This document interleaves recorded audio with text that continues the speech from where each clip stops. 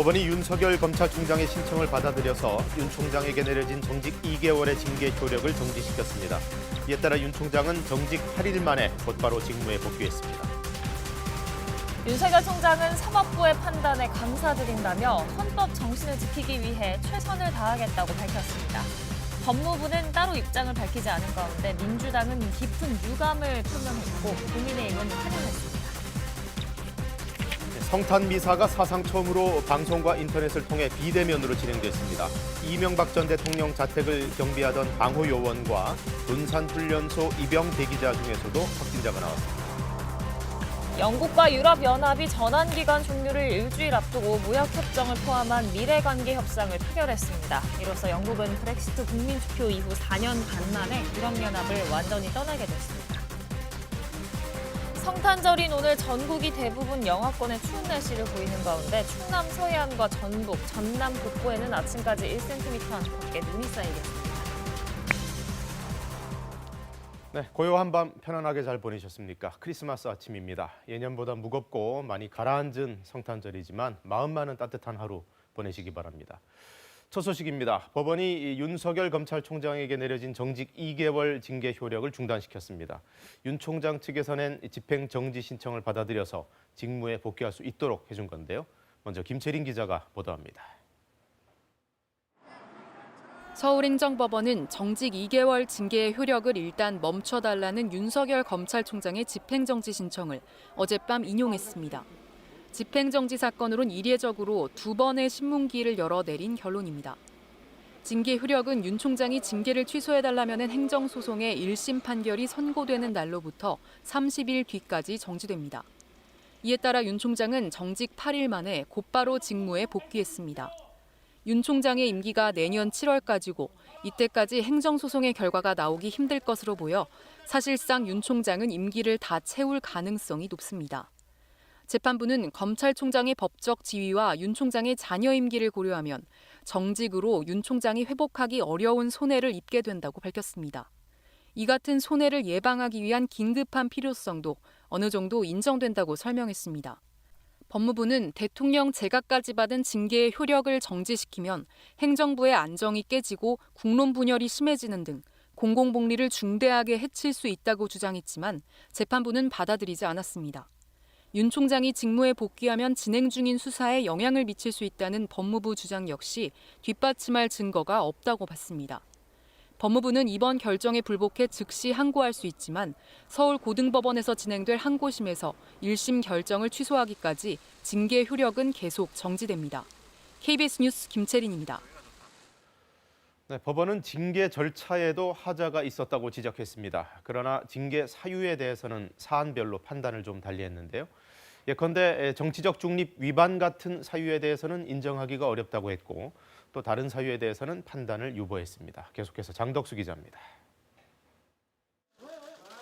법원은 집행정지 요건뿐 아니라 윤석열 검찰총장에 대한 징계 사유와 징계 절차도 따졌습니다. 법무부 검사징계위원회가 윤 총장 징계 사유로 인정한 혐의는 모두 4가지. 재판부는 이 가운데 정치적 중립 위반 혐의는 징계 사유가 안 된다고 밝혔습니다. 퇴임 후 사회와 국가에 봉사하겠다는 윤 총장의 발언은 여러 의미로 해석될 수 있어 부적절한 정치적 언행으로 단정할 수 없다는 겁니다. 반면 이른바 판사 사찰 논란을 부른 재판부 분석 문건에 대해선 작성과 배포가 매우 부적절하다면서도 추가 소명 자료가 필요하다고 판단했습니다. 또 채널A 사건 감찰 방해 혐의는 일부 소명되는 반면 수사 방해 혐의는 증명이 일부 부족하다며 최종 판단을 유보했습니다. 그러면서 윤 총장이 징계를 취소해달라며 낸 행정소송에서 추가 심리가 필요하다고 밝혔습니다. 재판부는 징계 절차에 대해서는 징계위원 기피 의결 과정에 하자가 있다고 지적했습니다. 윤 총장이 신청한 기피 신청을 징계위가 받아들일지 의결할 때 위원 3명만 참여해 의사 정족수인 재적위원 7명의 과반수 출석에 못 미쳤다고 밝혔습니다. 재판부는 이런 판단들을 토대로 윤 총장이 앞으로 행정소송에서 승소할 가능성을 배제할 수 없다며 현 단계에서는 징계의 효력을 일단 정지시키는 것이 맞다고 판시했습니다. KBS 뉴스 장덕수입니다. 법원 결정에 대해 윤석열 검찰총장은 사법부 판단에 감사한다. 헌법 정신 수호를 위해 최선을 다하겠다. 이렇게 입장을 밝혔습니다. 당장 오늘 오후에 출근을 할 거라는데요. 법무부는 아직 별다른 입장을 내놓지 않고 있습니다. 이어서 김희용 기자의 보도입니다. 윤석열 검찰총장은 어제 법원 결정으로 직무에 복귀하자마자 대검 대변인을 통해 입장을 내놨습니다. 윤 총장은 사법부의 판단에 깊이 감사드린다며 헌법 정신과 법치주의 그리고 상식을 지키기 위해 최선을 다하겠다고 밝혔습니다. 윤 총장은 성탄절 연휴 시작인 오늘 오후 대검 청사에 나와 대검 차장과 사무국장으로부터 부재중 업무 보고를 받을 예정입니다. 대검 관계자는 윤 총장이 최근 구금시설에서의 코로나 확진 상황과 내년 1월 1일부터 시행되는 수사권 조정 업무 등 긴급히 대응해야 하는 업무를 처리할 것이라고 말했습니다. 윤 총장의 직무 복귀로 검찰의 주요 수사에는 탄력이 붙을 전망입니다. 윤 총장은 앞서 추미애 법무부 장관이 내린 직무 배제 명령이 지난 1일 법원의 집행정지 결정으로 효력을 잃자 즉각 출근했습니다. 이어 이튿날 월성원전 의혹 수사와 관련해 대전지검이 건의한 산업부 공무원들에 대한 사전 구속영장 청구를 승인한 바 있습니다. 법무부 측은 이번 법원 결정에 대해 따로 입장을 밝히지 않았습니다. 추 장관이 앞장서서 추진한 윤 총장 징계가 사실상 무산되면서 당혹스러워하는 모습입니다. KBS 뉴스 김희용입니다. 민주당은 당혹감을 감추지 못했습니다. 깊은 유감을 표하면서 검찰개혁을 강력하게 추진하겠다고 밝혔는데요. 국민의힘은 이번 판결이 마치 성탄절 선물 같다며 환영의 뜻을 밝혔습니다. 청와대는 별도 입장을 내지는 않았습니다. 이화진 기자입니다. 국민의힘은 법원의 결정을 성탄절 선물 같다고 환영했습니다. 국민의힘은 논평에서 이제 검찰총장은 있어야 할 곳으로 돌아간다고 밝혔습니다. 올곧은 법원의 판단이 검찰개혁의 탈을 쓴 검찰개혁의 도발을 막아냈다며 정부 여당을 향해선 겸허히 받아들이라고 했습니다. 국민의당도 논평에서 법치주의 최후의 보루인 법원의 현명한 결정을 환영한다고 밝혔습니다. 반면 민주당은 당혹감 속에 깊은 유감을 표한다는 입장을 내놨습니다.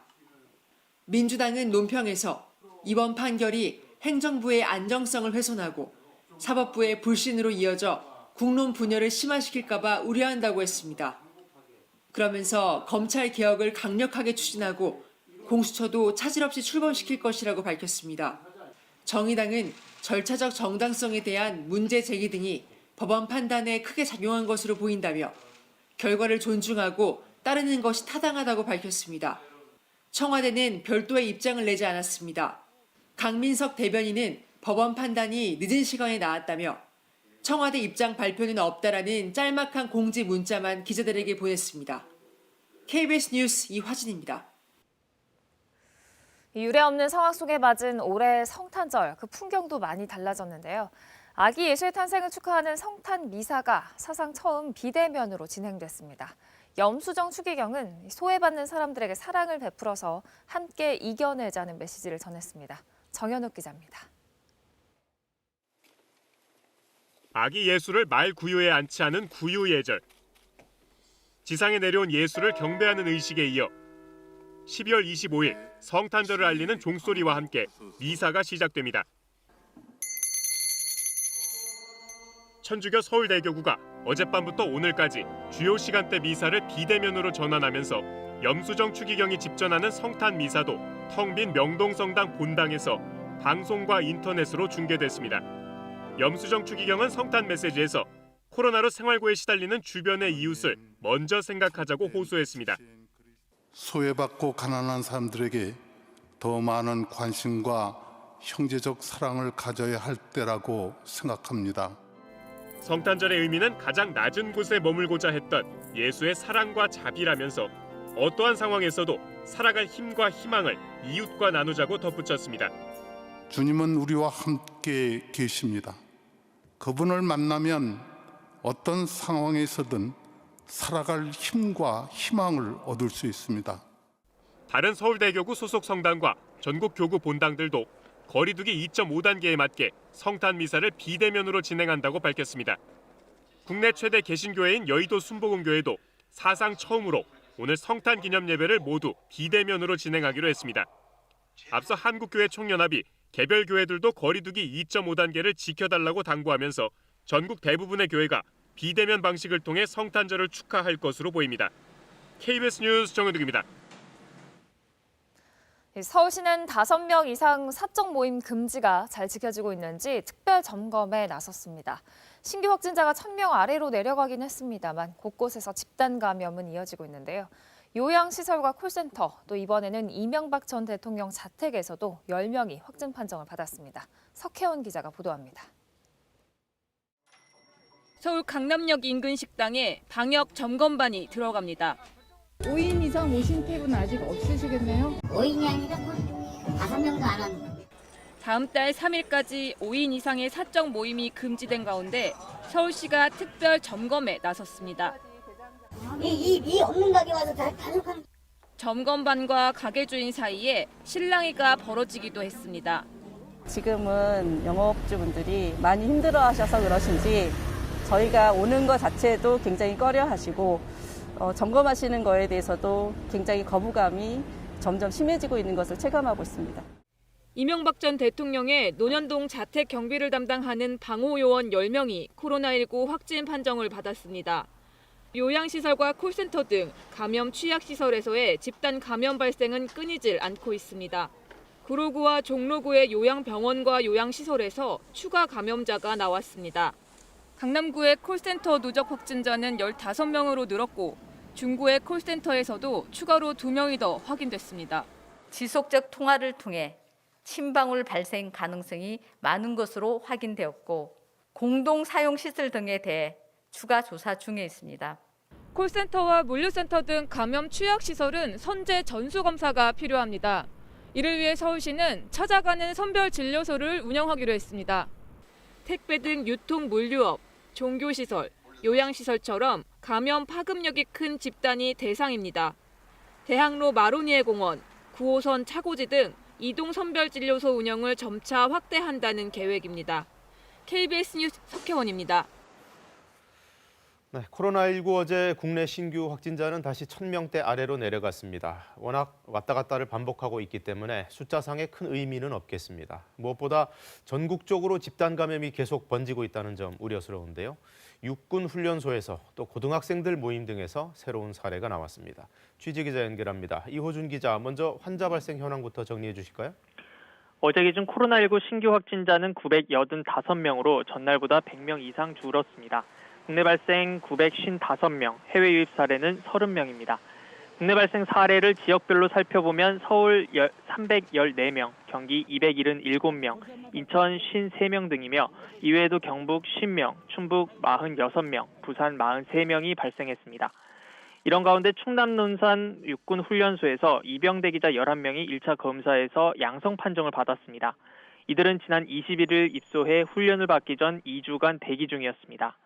확진자가 발생한 건물엔 800명이 함께 생활했는데 방역당국은 확진자 동선을 조사해 군인과 군무원 등 밀접 접촉자 여부를 확인하고 있습니다. 또 천안에서는 외국인 식료품점에서 외국인 32명이 한꺼번에 확진됐습니다. 충북 괴산과 음성, 진천병원과 관련해선 확진자 20명이 늘어 모두 145명이 확진 판정을 받았습니다. 자, 병상 사정은 여전히 안 좋죠? 네, 그렇습니다. 어제 0시 기준 위중증 환자는 전날보다 7명 늘어 291명으로 집계됐습니다. 방역당국은 코로나 중환자 전담 병상을 수도권 24개를 포함해 전국에 74개를 확충했지만 여전히 병상 부족이 해결되지 않자 전국의 거점 전담병원을 지정했습니다. 거점 전담병원은 전체 병상의 3분의 1 이상을 코로나19 중환자가 이용하고 이 가운데 15개 이상은 중환자 치료 병상으로 운영하도록 했습니다. 병상수가 많은 상급 종합병원의 경우 전체 병상의 10%를 코로나 치료 병상으로 비워야 합니다. 평택 박예병원을 포함해 현재 8개의 전담병원이 지정돼 운영 중입니다. 이를 통해 방역당국은 병상 820개를 코로나19 병상으로 운영하고 앞으로 3개 전담병원을 더 지정할 계획입니다. 앞서 잠시 얘기했던 그 고등학생들 집단 감염, 함께 모여서 술을 마시다가 그런 거라면서요? 수도권에 5인 이상 모임 금지 행정명령이 내려진 첫날인 지난 23일, 고등학생 6명이 집에 모여 술을 마시다 적발이 됐습니다. 서울 강남경찰서는 서울 논현동의 한 아파트에서 술을 마시다 적발된 17살 남자 고등학생 6명을 부모에게 인계하고 이 가운데 1명은 공용물건 손상 혐의로 입건했다고 밝혔습니다. 학생들은 인근의 편의점에서 나이를 속이고 술을 샀던 것으로 알려졌습니다. 서울시하구청은 이 위반 사실이 적발된 만큼 이들에게 과태료를 부과하는 방안을 검토하고 있습니다. 현재 수도권의 5인 이상 사적 모임이 그제부터 금지된 가운데 어제부턴 연말연시 방역 강화 특별대책에 따라 전국에서 5인 이상 모임 금지가 강력 권고되고 있습니다. 또 전국 식당에서는 5인 이상으로 예약하거나 5인 이상이 동반 입장하는 것이 금지됩니다. 이를 위반할 경우 운영자는 300만 원 이하, 이용자에겐 10만 원 이하의 과태료가 부과됩니다. 단 가족처럼 주민등록상 같은 장소에 거주하는 경우는 예외입니다. 지금까지 사회부에서 KBS 뉴스 이호준입니다. 네, 고등학생들은 확진은 아니고 모임 금지 위반으로 적발된 사례였습니다. 바로 잡겠습니다. 다음 소식입니다. 정부가 제약회사 얀센 화이자와 백신 구매 계약을 체결했습니다. 이번에 1,600만 명분을 추가로 계약해서 총 4,600만 명분 확보를 했다는데요. 접종 시기도 최대한 앞당겨 보겠다는 게 정부의 계획입니다. 보도에 김민지 기자입니다. 정부가 이번에 백신 구매 계약을 완료한 제약사는 얀센과 화이자입니다. 얀센과는 600만 명분, 화이자와는 1,000만 명분을 계약했습니다. 얀센의 경우 당초 예정이었던 400만 명분보다 200만 명분 늘어났습니다. 얀센 백신은 바이러스 전달체 백신으로 보관이나 유통 조건이 까다롭지 않습니다. 현재는 임상 3상이 진행 중입니다. 또 2회 접종을 해야 하는 다른 백신들과 달리 1회 접종만 하면 됩니다. 화이자 백신은 mRNA 방식으로 미국, 영국 등에서 이미 접종이 진행되고 있습니다. 이로써 정부가 지난달 계약을 체결한 아스트라제네카 1,000만 명분을 합치면 현재 2,600만 명분에 대한 백신 계약이 완료됐습니다. 여기에다 모더나와 다음 달 중 1,000만 명분을 계약하고 백신 공동구매와 배분을 위한 국제 프로젝트인 코백스 퍼실리티를 통해 1,000만 명분을 추가로 확보할 계획입니다. 이렇게 되면 아스트라제네카 백신이 이르면 내년 2월부터 단계적으로 도입되고 얀센은 내년 2분기, 화이자는 내년 3분기부터 순차적으로 공급받을 예정입니다. 도입 시기를 2분기 이내로 더 앞당기기 위해 국가 차원의 역량을 총동원하고 있으며 구체적인 협상이 별도로 진행되고 있습니다. 다만 확보한 백신 물량이 한꺼번에 들어오지 않고 제조사별로 순차적으로 도입될 예정이어서 정확한 접종 일정 등은 현재로선 정해지지 않은 상태입니다. 비밀 유지 협약이 있어서 상세하게 계약서에 나와 있는 공급 시기, 물량 이런 부분에 대해서 상세하게 공개할 수는 없는 점을 정부는 내년 11월 이전에 우선 접종 권장 대상자에 대한 접종을 마무리한다는 계획입니다. KBS 뉴스 김민지입니다. 영국과 유럽연합이 브렉시트 이후의 무역협정을 포함한 미래관계 협상을 타결했습니다. 이로써 영국은 브렉시트 국민투표가 치러진 지 4년 반 만에 유럽연합 공동체를 완전히 떠나게 됐습니다. 베를린 유광석 특파원입니다. 영국과 유럽연합의 미래관계 협상 타결은 연말까지인 전환기간 종료를 일주일 앞두고 극적으로 이뤄졌습니다. 지난 1월 말 브렉시트 단행 이후 3월에 미래관계 협상을 시작한 지 9개월 만입니다. 이로써 영국은 2016년 6월 국민투표에서 유럽연합 탈퇴를 결정한 지 4년 반 만인 내년 1월 1일 EU와 완전히 결별하게 됐습니다. 영국 정부는 성명에서 브렉시트 국민투표와 지난해 총선에서 국민에게 한 약속을 완수하게 됐다고 평가했습니다. 그러면서 영국은 다시 재정과 국경, 법, 통상의 통제권을 회복했다고 강조했습니다. A deal that will protect jobs across this country. A deal that will allow goods, UK goods and components to be sold without tariffs and without quotas in the EU market. 폰데어 라이엔 EU 집행위원장도 양측 모두에 적절하고 책임 있는 합의를 했다고 반겼습니다. At the end of a successful negotiations journey, I normally feel joy. But today, I only feel quite satisfaction and, frankly speaking, relief. 협상 타결 이후 남은 절차는 영국과 EU 양측 의회의 비준입니다. 영국 의회는 현재 크리스마스 휴회 기간이지만 다음 주 회의를 열고 합의안을 승인할 예정입니다. 유럽 정상회의와 유럽 의회도 곧 승인 절차를 밟을 것으로 보입니다. 영국과 EU 양측은 마지막까지 공정 경쟁 환경과 어업권, 분쟁 해결 절차 등 세계 쟁점을 놓고 치열한 공방을 벌여왔습니다. 하지만 막판에 극적인 합의에 이르면서 영국이 아무런 무역 협정 없이 EU를 떠나는 최악의 상황을 피할 수 있게 됐습니다. 베를린에서 KBS 뉴스 유광석입니다. 미국에서는 경기 부양안을 놓고 이견이 나오고 있습니다. 공화, 민주 양당의 합의로 타결된 9천억 달러 부양안에는 개개인에 600달러씩을 현금으로 지급하는 내용도 포함되어 있는데요. 트럼프 대통령이 이 금액을 2,000달러로 인상하라고 요구하자 민주당은 찬성한 반면에 오히려 공화당이 반대 입장을 냈습니다. 워싱턴에서 금철영 특파원이 보도합니다.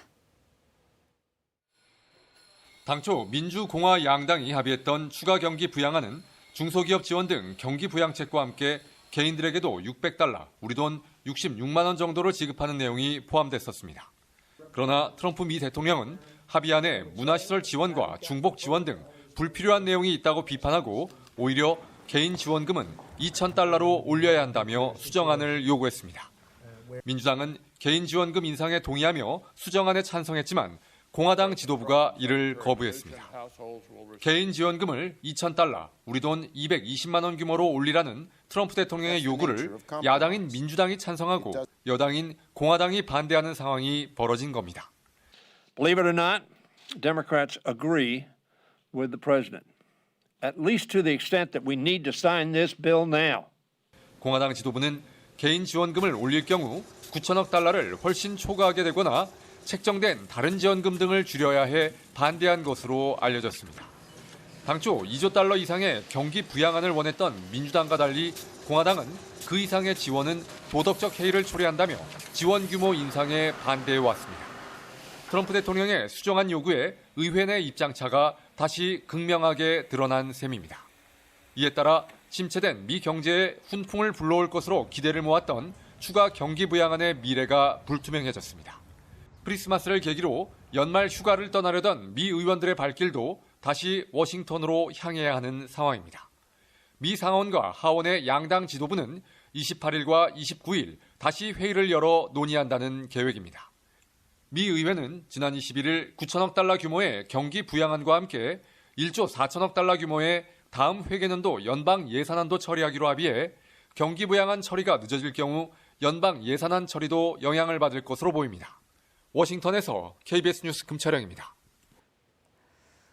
밤사이 화재가 잇따랐습니다. 어제 오후 5시 반쯤 경북 경주시 안강읍 도덕산에서 불이 나서 지금까지 진화 작업이 이뤄지고 있습니다. 불이 나자 소방당국과 산림당국은 소방차와 소방관, 산불 진화대 등 200여 명을 투입해 주변에 방화선을 구축했지만 바람이 거세게 불어 완전 진화까지 시간이 걸릴 것으로 예상하고 있습니다.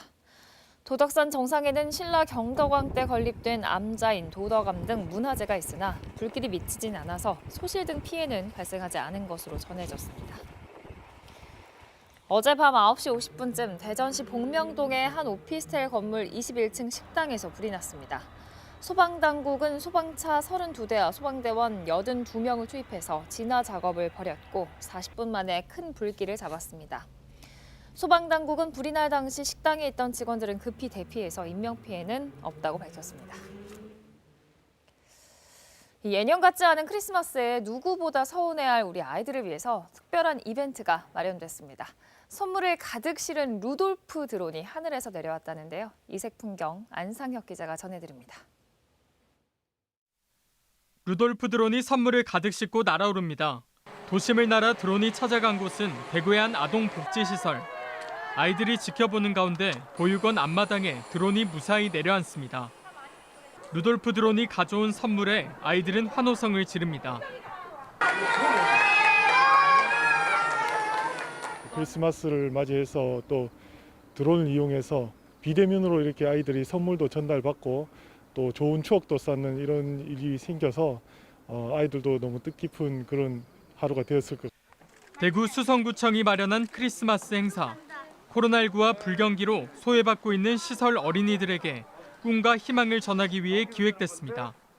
아이들하고 함께 할 수 있는 그런 이벤트적인 요소가 다 없어져 버렸어요. 산타가 코로나 때문에 지금 배달을 못하면 어떤 상황이 될까라는 그런 저희들만의 그냥 얘기거리가 시작이 돼서 따뜻한 마음과 관심이 필요한 연말이지만 모두가 어렵고 힘든 지금 코로나19로 크리스마스 풍경마저 변했지만 비대면으로나마 아이들에게 마음을 전할 수 있어 어느 때보다 값진 시간이었습니다.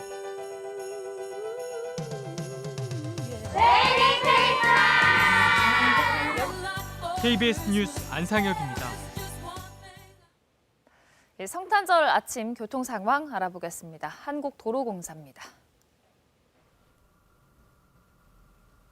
네, 거리는 멀어도 마음은 가까운 크리스마스 보내고 계신가요? 이 거리두기 강화로 성탄절 연휴 고속도로 상황은 예년에 비해 많이 어렵진 않을 것으로 보입니다. 하지만 오늘 아침 곳곳으로 눈이나 비가 내린 곳이 있어서 주의 운전 필요한데요. 특히 충청 이남 서해안 지역을 중심으로 눈발이 날리거나 비가 좀 내리면서 곳곳으로 도로가 한눈에 봐도 많이 미끄러워 보입니다. 20% 이상은 충분히 감속하고 안전하게 이동해 주시기 바랍니다. 오늘 전반적인 상황 크게 어렵진 않겠지만 그나마 강원 지역으로 향하는 차들 조금 많을 것으로 예상되면서 호법 주변으로 강릉 방향 9시쯤 정체가 서서히 시작될 것으로 예상되고요. 지금은 서울 양양선 이용해서 춘천이나 가평, 양양 쪽 향하는 길도 전 구간 무난한 모습입니다. 네, 시구간 안쪽으로도 이동량 거의 없어서 경부선도 양지나 서초 부근, 양방향 모두 제속도 내면서 이동하고 있습니다. 네, 안전띠 잘 매주시고요. 고속도로 교통방송이었습니다. 성탄절인 오늘 전국이 대체로 맑겠지만 날이 춥겠습니다. 오늘 서울의 아침 기온 영하 3.7도로 어제보다 6도가량 기온이 낮은데요. 지금 바람 때문에 체감 온도는 영하 7도 안팎까지 떨어져 있습니다. 나가실 때 따뜻하게 챙겨 입으셔야겠습니다. 그래도 내일부터는 기온이 조금씩 오르겠습니다. 남서풍이 불어오기 때문인데요. 이 바람을 타고 미세먼지가 같이 유입되면서 공기는 탁해질 것으로 보입니다. 지금 충남 서해안 지역과 전북 지역, 또 전남 북부 지역에는 눈이나 비가 내리는 곳이 있습니다. 오늘 아침까지 이 지역에는 1cm 안팎의 눈이 조금 더 내리겠습니다. 이후에는 내륙 지역을 중심으로 맑은 하늘이 드러나겠습니다. 다만 동해안 지역은 대기가 무척 건조해서 오늘도 건조주의보가 발효 중인 가운데 바람까지 거세게 불겠고요. 호남 서해안 지역에는 지금 강풍주의보가 발효 중입니다. 현재 기온 어제 아침보다 4도에서 7도가량 낮습니다. 서울이 영하 3.5도, 춘천 영하 7.8도 가리키고 있는데요. 낮 기온도 어제보다 1도에서 4도가량 낮겠습니다. 서울이 3도, 대전 6도, 광주 7도, 강릉과 포항, 대구는 6도에 머물겠습니다. 바다의 물결은 동해와 제주 해상에 풍랑주의보가 발효 중인 가운데 최고 4m까지 거세게 일겠습니다. 다음 주 수요일에는 서울의 아침 기온이 영하 10도 아래로 떨어지면서 세미 한파가 찾아오겠습니다. 이 추위는 길게 이어질 것으로 예상되고요. 다음 주에는 서해안을 중심으로 많은 눈이 내릴 것으로 예상됩니다. 날씨 정보 전해드렸습니다. 윤석열 검찰총장이 직무에 복귀했습니다. 법원이 윤 총장 측에서 냈던 징계 효력 집행 정지 신청을 받아들였습니다. 보도에 김채린 기자입니다. 서울행정법원은 정직 2개월 징계의 효력을 일단 멈춰달라는 윤석열 검찰총장의 집행정지 신청을 어젯밤 인용했습니다. 집행정지 사건으론 이례적으로 2번의 신문기일을 열어 내린 결론입니다. 징계 효력은 윤 총장이 징계를 취소해달라는 행정소송의 1심 판결이 선고되는 날로부터 30일 뒤까지 정지됩니다. 이에 따라 윤 총장은 정직 8일 만에 곧바로 직무에 복귀했습니다. 윤 총장의 임기가 내년 7월까지고 이때까지 행정소송의 결과가 나오기 힘들 것으로 보여 사실상 윤 총장은 임기를 다 채울 가능성이 높습니다. 재판부는 검찰총장의 법적 지위와 윤 총장의 자녀 임기를 고려하면 정직으로 윤 총장이 회복하기 어려운 손해를 입게 된다고 밝혔습니다. 이 같은 손해를 예방하기 위한 긴급한 필요성도 어느 정도 인정된다고 설명했습니다. 법무부는 대통령 재가까지 받은 징계의 효력을 정지시키면 행정부의 안정이 깨지고 국론 분열이 심해지는 등 공공복리를 중대하게 해칠 수 있다고 주장했지만 재판부는 받아들이지 않았습니다. 윤 총장이 직무에 복귀하면 진행 중인 수사에 영향을 미칠 수 있다는 법무부 주장 역시 뒷받침할 증거가 없다고 봤습니다. 법무부는 이번 결정에 불복해 즉시 항고할 수 있지만 서울고등법원에서 진행될 항고심에서 1심 결정을 취소하기까지 징계 효력은 계속 정지됩니다. KBS 뉴스 김채린입니다. 최근 요양병원에서의 집단 감염이 전국 각지에서 발생하고 있습니다. 확진자가 나와서 동일 집단 격리가 이루어진 곳에서도 추가 감염이 계속 나오고 있는데요. 가뜩이나 지병이 있는 분들 코로나19까지 걸리면서 요양병원 내부의 상황은 그야말로 공포 그 자체라고 합니다. 그중에 한 곳 내부 사정을 이정은 기자가 입수했습니다. 지난 15일부터 동일 집단 격리된 요양병원의 내부입니다. 이 노인 환자는 간병사가 확진돼 홀로 남았습니다.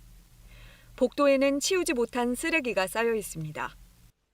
성훈아 괜찮니? 이성희 씨는 뇌졸중으로 쓰러져 신장투석을 받는 남동생과 벌써 열흘째 격리돼 있습니다. 이 씨가 머물던 병실에서도 확진자 2명이 이틀 연속 나왔습니다.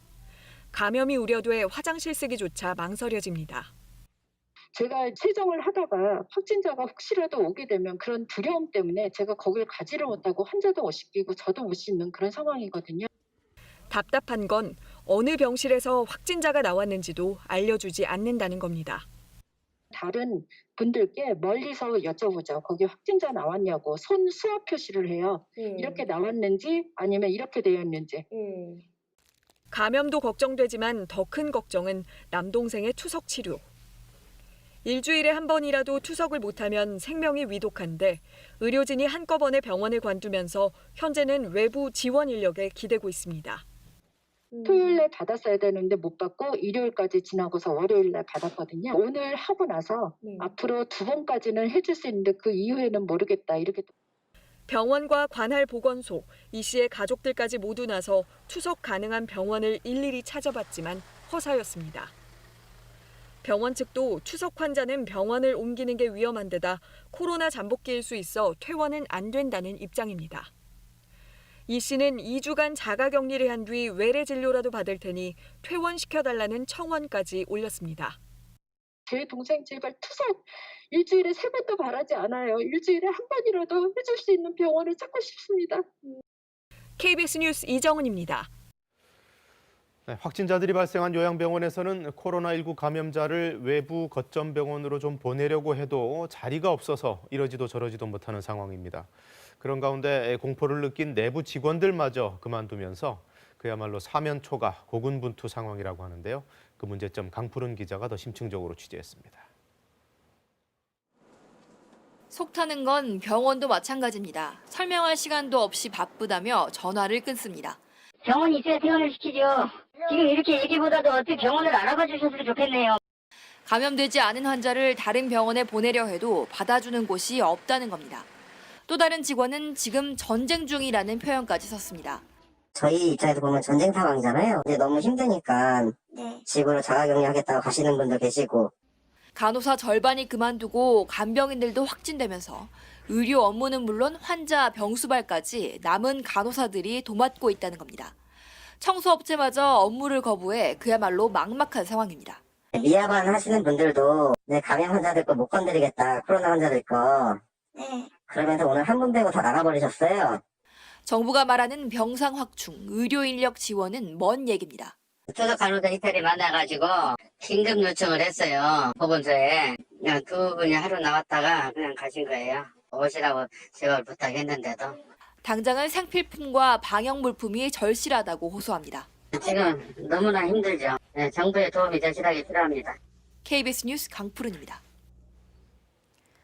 논산 훈련소에서도 집단 감염 우려가 나왔습니다. 입영 대기자 11명이 1차 검사에서 양성 판정을 받았고 2차 검사 결과를 놓고는 최종 확진 여부를 논의 중인데요. 이들과 같은 건물을 쓴 사람만 800명에 달합니다. 한솔 기자가 보도합니다. 논산 육군훈련소에서 코로나19에 집단 감염된 입영 대기자는 모두 11명입니다. 이들은 지난 21일 입소해 훈련을 받기 전 2주간 대기 중이었습니다. 함께 입소한 입영 대기자는 모두 1,600명으로 2개 교육대 7개 생활관에 나눠 배치됐는데 확진자가 발생한 한 건물에는 800명이 함께 생활한 것으로 알려졌습니다. 확진자들은 입소 당시 진행한 진단검사에서 양성 판정을 받았는데 2차 검사 결과를 놓고 최종 확진 여부를 논의하고 있습니다. 1차 검사에서는 11명이 확진 판정을 받았는데 2차 검사에서는 2명이 확진 판정을 받고 9명이 음성 판정을 나왔고 육군훈련소는 생활관별로 동일 집단 격리를 해 먼저 입소한 이병, 장병과 훈련병은 접촉하지 않았다고 밝혔습니다. 하지만 방역당국은 확진자 동선을 조사해 군인과 군무원 등 밀접 접촉자 여부를 확인하고 있습니다. 이런 가운데 천안에서는 한 외국인 식료품점에서 외국인 32명이 한꺼번에 확진됐습니다. 32명이 발생했는데요. 이건 병천의 한 마트 2층에서 식사를 하면서 발생한 것으로 추정이 됩니다.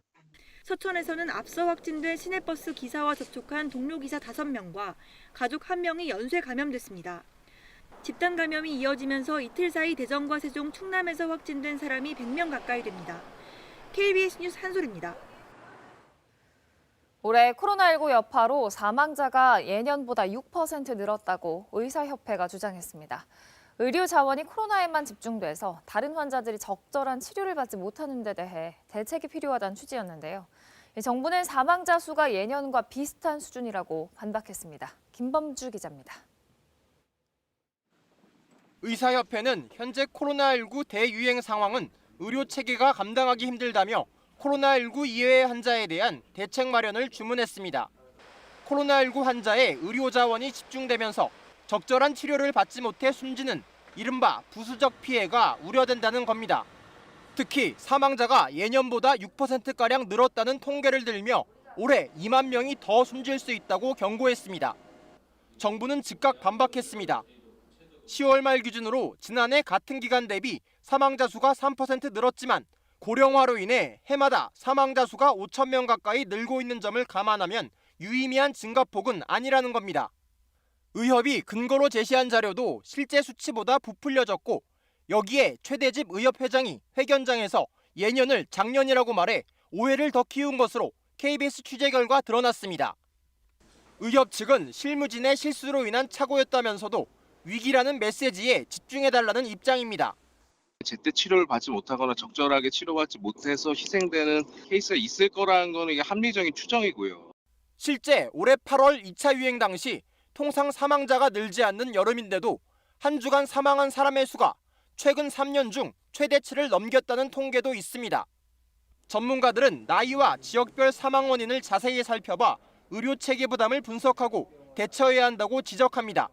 의료의 이제 부담이 커지면 당연히 있을 수밖에 없는데 어디서 얼만큼 어떤 사람들한테 일어났는지를 알아야 우리가 이에 대해서 대처하고. 이와 함께 전문가들은 응급의료 의료진을 빨리 보강해 중환자와 응급환자 치료가 차질을 빚지 않도록 해야 한다고도 주문합니다. KBS 뉴스 김범주입니다. 정부가 아스트라제네카에 이어서 얀센, 화이자와도 백신 구매 계약을 체결하고 순차적으로 도입하겠다고 밝혔죠. 각각 도입 예정 시기는 어떻게 되고 또 안전성 관련해서는 어떤 상황인지 설명했습니다. 들어보시죠. 공급 시점은 제약사별 생산량 그리고 계약 시점 등의 차이가 있습니다. 아스트라제네카는 1분기부터 국내에 도입이 되고 얀센의 경우는 2분기, 화이자에 대해서는 3분기부터 도입될 예정으로 있습니다. 도입 시기가 제조사별로 백신별로 다양한 시기에 걸쳐서 단계적으로 추진되기 때문에 그런 공급 시기와 맞물려서 예방접종 대상자 그리고 접종 시기 이런 부분들도 치밀한 계획하에 단계적으로 추진될 것이라는 말씀을 드리겠습니다. 불과 1년도 안 되는 시기에 임상시험이 진행되고 있고 지금 현재 접종이 이루어지고 있는 그런 상황입니다. 모든 나라에서 임상이 완료되지 않는 상태에서 접종을 위해서 백신 도입을 위한 계약을 하고 있다는 말씀을 드리고요. 우리도 마찬가지로 그런 차원에서 계약에 임하고 있다. 빠르게 백신 개발이 이루어지고 있고 또 전 세계적으로 그 백신을 확보하기 위한 경쟁이 치열한 그런 상황입니다. 이러한 그 백신 계약과 관련된 사항은 매우 특수한 상황이기 때문에 제조사들에게 평상시의 예와 같이 책임을 물기에는 한계가 있다고 할 수 있습니다. 항체 유지 기간에 대해서는 지금까지 명확하게 알 수는 없는 상황입니다. 제조사의 임상 시험도 계속되고 있고 관련 연구가 추가적으로 진행되고 있어서 그런 부분을 고려해서 아마 종합적으로 판단할 할 수 있을 것입니다. 집단 면역 형성과 관련해서 60-70% 접종을 얘기하고 있습니다. 지금 8,600만 회분이 준비되고 있어서 아마 60-70%의 국민들이 접종을 받는 데는 문제가 없을 걸로 이렇게 보여지고, 예년의 경우 11월 달부터 인플루엔자가 유행 시기가 되는데 유행 시기 이전에 저희들이 접종을 마칠 수 있도록 준비하고 있다는 말씀을 드립니다. 초저온 냉동 유통이 필요한 백신이 있습니다. 그래서 그와 관련된 콜드체인의 유지 등을 위한 냉동고 구입이라든가 또 초저온 상태로 보관할 수 있는 여러 가지 다양한 접종 기관의 문제, 접종 인력에 대한 교육 문제, 이런 문제들을 종합적으로 지금 준비하고 있고 적절한 시기가 되면은 발표할 수 있을 걸로 보여집니다. 코로나19 관련 국제 소식 전해드립니다. 절경으로 유명한 이탈리아의 해안 절벽 마을 중에 매년 이맘때면 점등식을 열어 화제가 되는 마을이 있는데요. 올해는 코로나19 위기 속에서 성탄절과 연말연시를 맞아 사람들에게 희망을 전하고 의료진에 대한 감사를 담은 점등식을 열어 수십 년 전통을 이어갔습니다. 어둠이 내린 언덕 비탈길 위로 하나둘 불빛이 켜지더니 어느새 동화책 삽화 같은 아기자기한 모양의 조명들이 언덕 전체를 수놓습니다. 이곳은 이탈리아 북서부 해안을 따라 위치한 5개의 절벽 마을 중 하나인 칭que-테레 마나놀라입니다. 유네스코 세계문화유산으로도 지정된 5마을들은 각각의 개성과 절경을 자랑하는데요. 특히 마나놀라 마을에선 매년 겨울마다 만여 개 조명으로 아기 예수의 탄생을 묘사하는 나티비티 점등식이 유명합니다. 규모 면에서 기네스북에 오른 적도 있는 이 언덕 점등식은 1961년부터 시작됐는데요. 모든 조명 설치물들은 버려진 물품을 재활용해 주민들이 직접 만든다고 합니다. 하지만 올해는 코로나19로 인한 제한 조치와 관광객 급감으로 개최 여부가 불투명했는데요. 그러나 주민들은 올 한 해 코로나로 지친 사람들을 조금이나마 위로하고 이 위기를 극복할 수 있다는 희망을 전하고자 점등식 전통을 계속 잇기로 했고요. 그리고 특별히 마스크를 쓴 간호사 조명을 추가해 코로나19 의료진의 노고에 고마움을 표하기도 했습니다.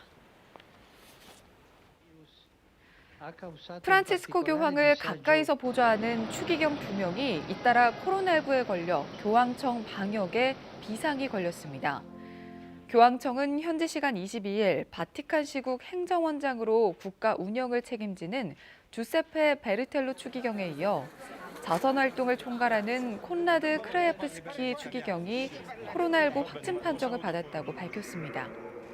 앞서 프란치스코 교황은 21살 때 질병으로 한쪽 폐를 떼어내 평상시에도 종종 호흡에 불편을 겪어 그동안 대외 행사나 개별 접견에서도 좀처럼 마스크를 착용하지 않는 경우가 많았는데요. 여기에 교황청 주요 인사들의 확진 소식이 연달아 전해지자 바티칸 각계에선 교황의 건강을 우려하는 목소리가 다시 나오고 있습니다. 코로나19가 휩쓴 올 한 해 동안 크리스마스만을 기다리던 전 세계 아이들을 위해서 새로운 비대면 기술을 배우는 산타 할아버지들의 수업이 영국 런던에서 포착됐습니다. 빨간색 마스크를 쓰고 한 건물로 줄지어 들어가는 산타 할아버지들. 체온 측정 후 각자 책상에 앉아 노트북을 열고 학생처럼 수업을 준비합니다. 이곳은 영국 런던에 있는 펀 산타 학교인데요. 크리스마스 연휴를 대비해 매년 11월부터 문을 여는 이 학교는 산타들이 해마다 달라지는 트렌드에 맞춰 사람들에게 즐거움을 줄 수 있는 새로운 방법들을 배우는 곳입니다. 특히 올해는 코로나19 여파로 예년처럼 산타들과 아이들이 직접 만날 수 없게 되자 한 인터넷 기업이 산타들을 위해 화상으로 전 세계 아이들과 1대1 대화를 나눌 수 있는 전용 애플리케이션을 개발했고 산타 할아버지들은 이 새로운 시스템을 배우고자 산타 학교로 모인 겁니다. 웹캠, 노트북 같은 장비 조작법부터 온라인에서 지켜야 하는 예절 등을 배우는 산타 할아버지들.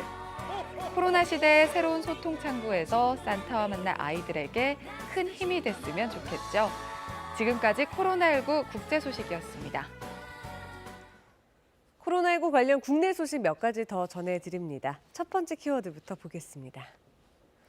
네, 주말에 서울 여의도, 광화문 일대 집회 금지한다는 소식입니다.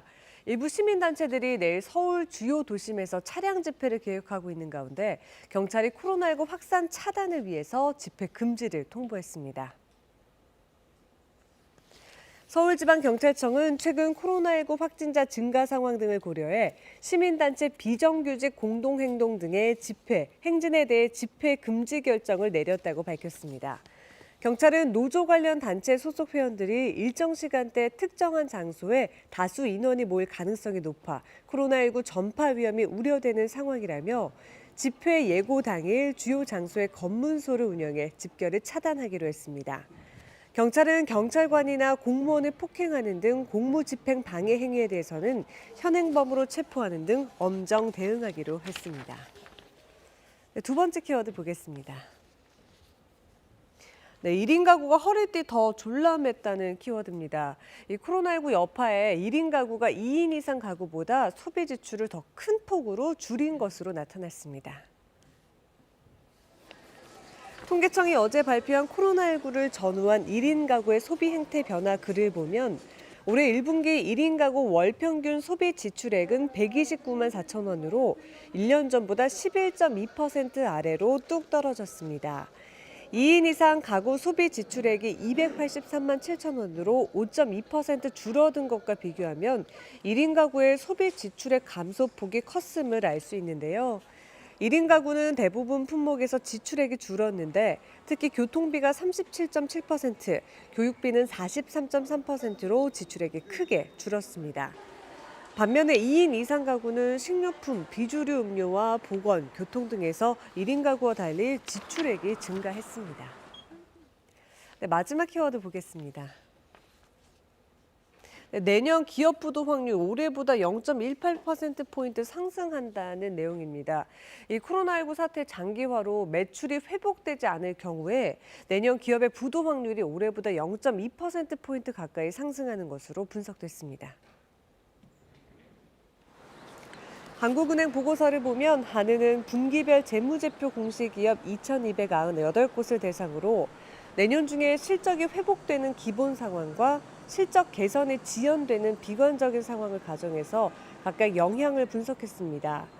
기업 부도 확률을 추정한 결과 매출이 회복될 경우에는 부도 확률은 1.38%로 올해보다 소폭 낮아졌지만 매출이 줄었을 때는 1.59%로 0.18%포인트 상승했습니다.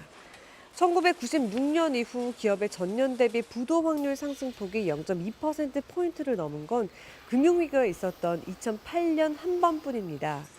한은 관계자는 0.18%포인트는 역사적으로 보면 큰 편에 속한다면서 다만 이런 비관적인 상황이 발생할 가능성은 그리 크지 않은 것으로 보고 있다고 말했습니다. 지금까지 코로나 Q&A였습니다. 가계와 기업의 부채 규모가 국내 총생산의 배를 넘어선 것으로 나타났습니다. 코로나19 때문에 생활이 어려워서 돈 빌리고 또 어떤 사람들은 집 사거나 주식 투자하느라고 돈 빌리고 나라에 그야말로 빚이 가득 들어찬 상황인데요. 괜찮은 건지 김진호 기자가 알아봤습니다. 코로나19 여파 속에 빚으로 간신히 버티는 자영업자들이 적지 않습니다.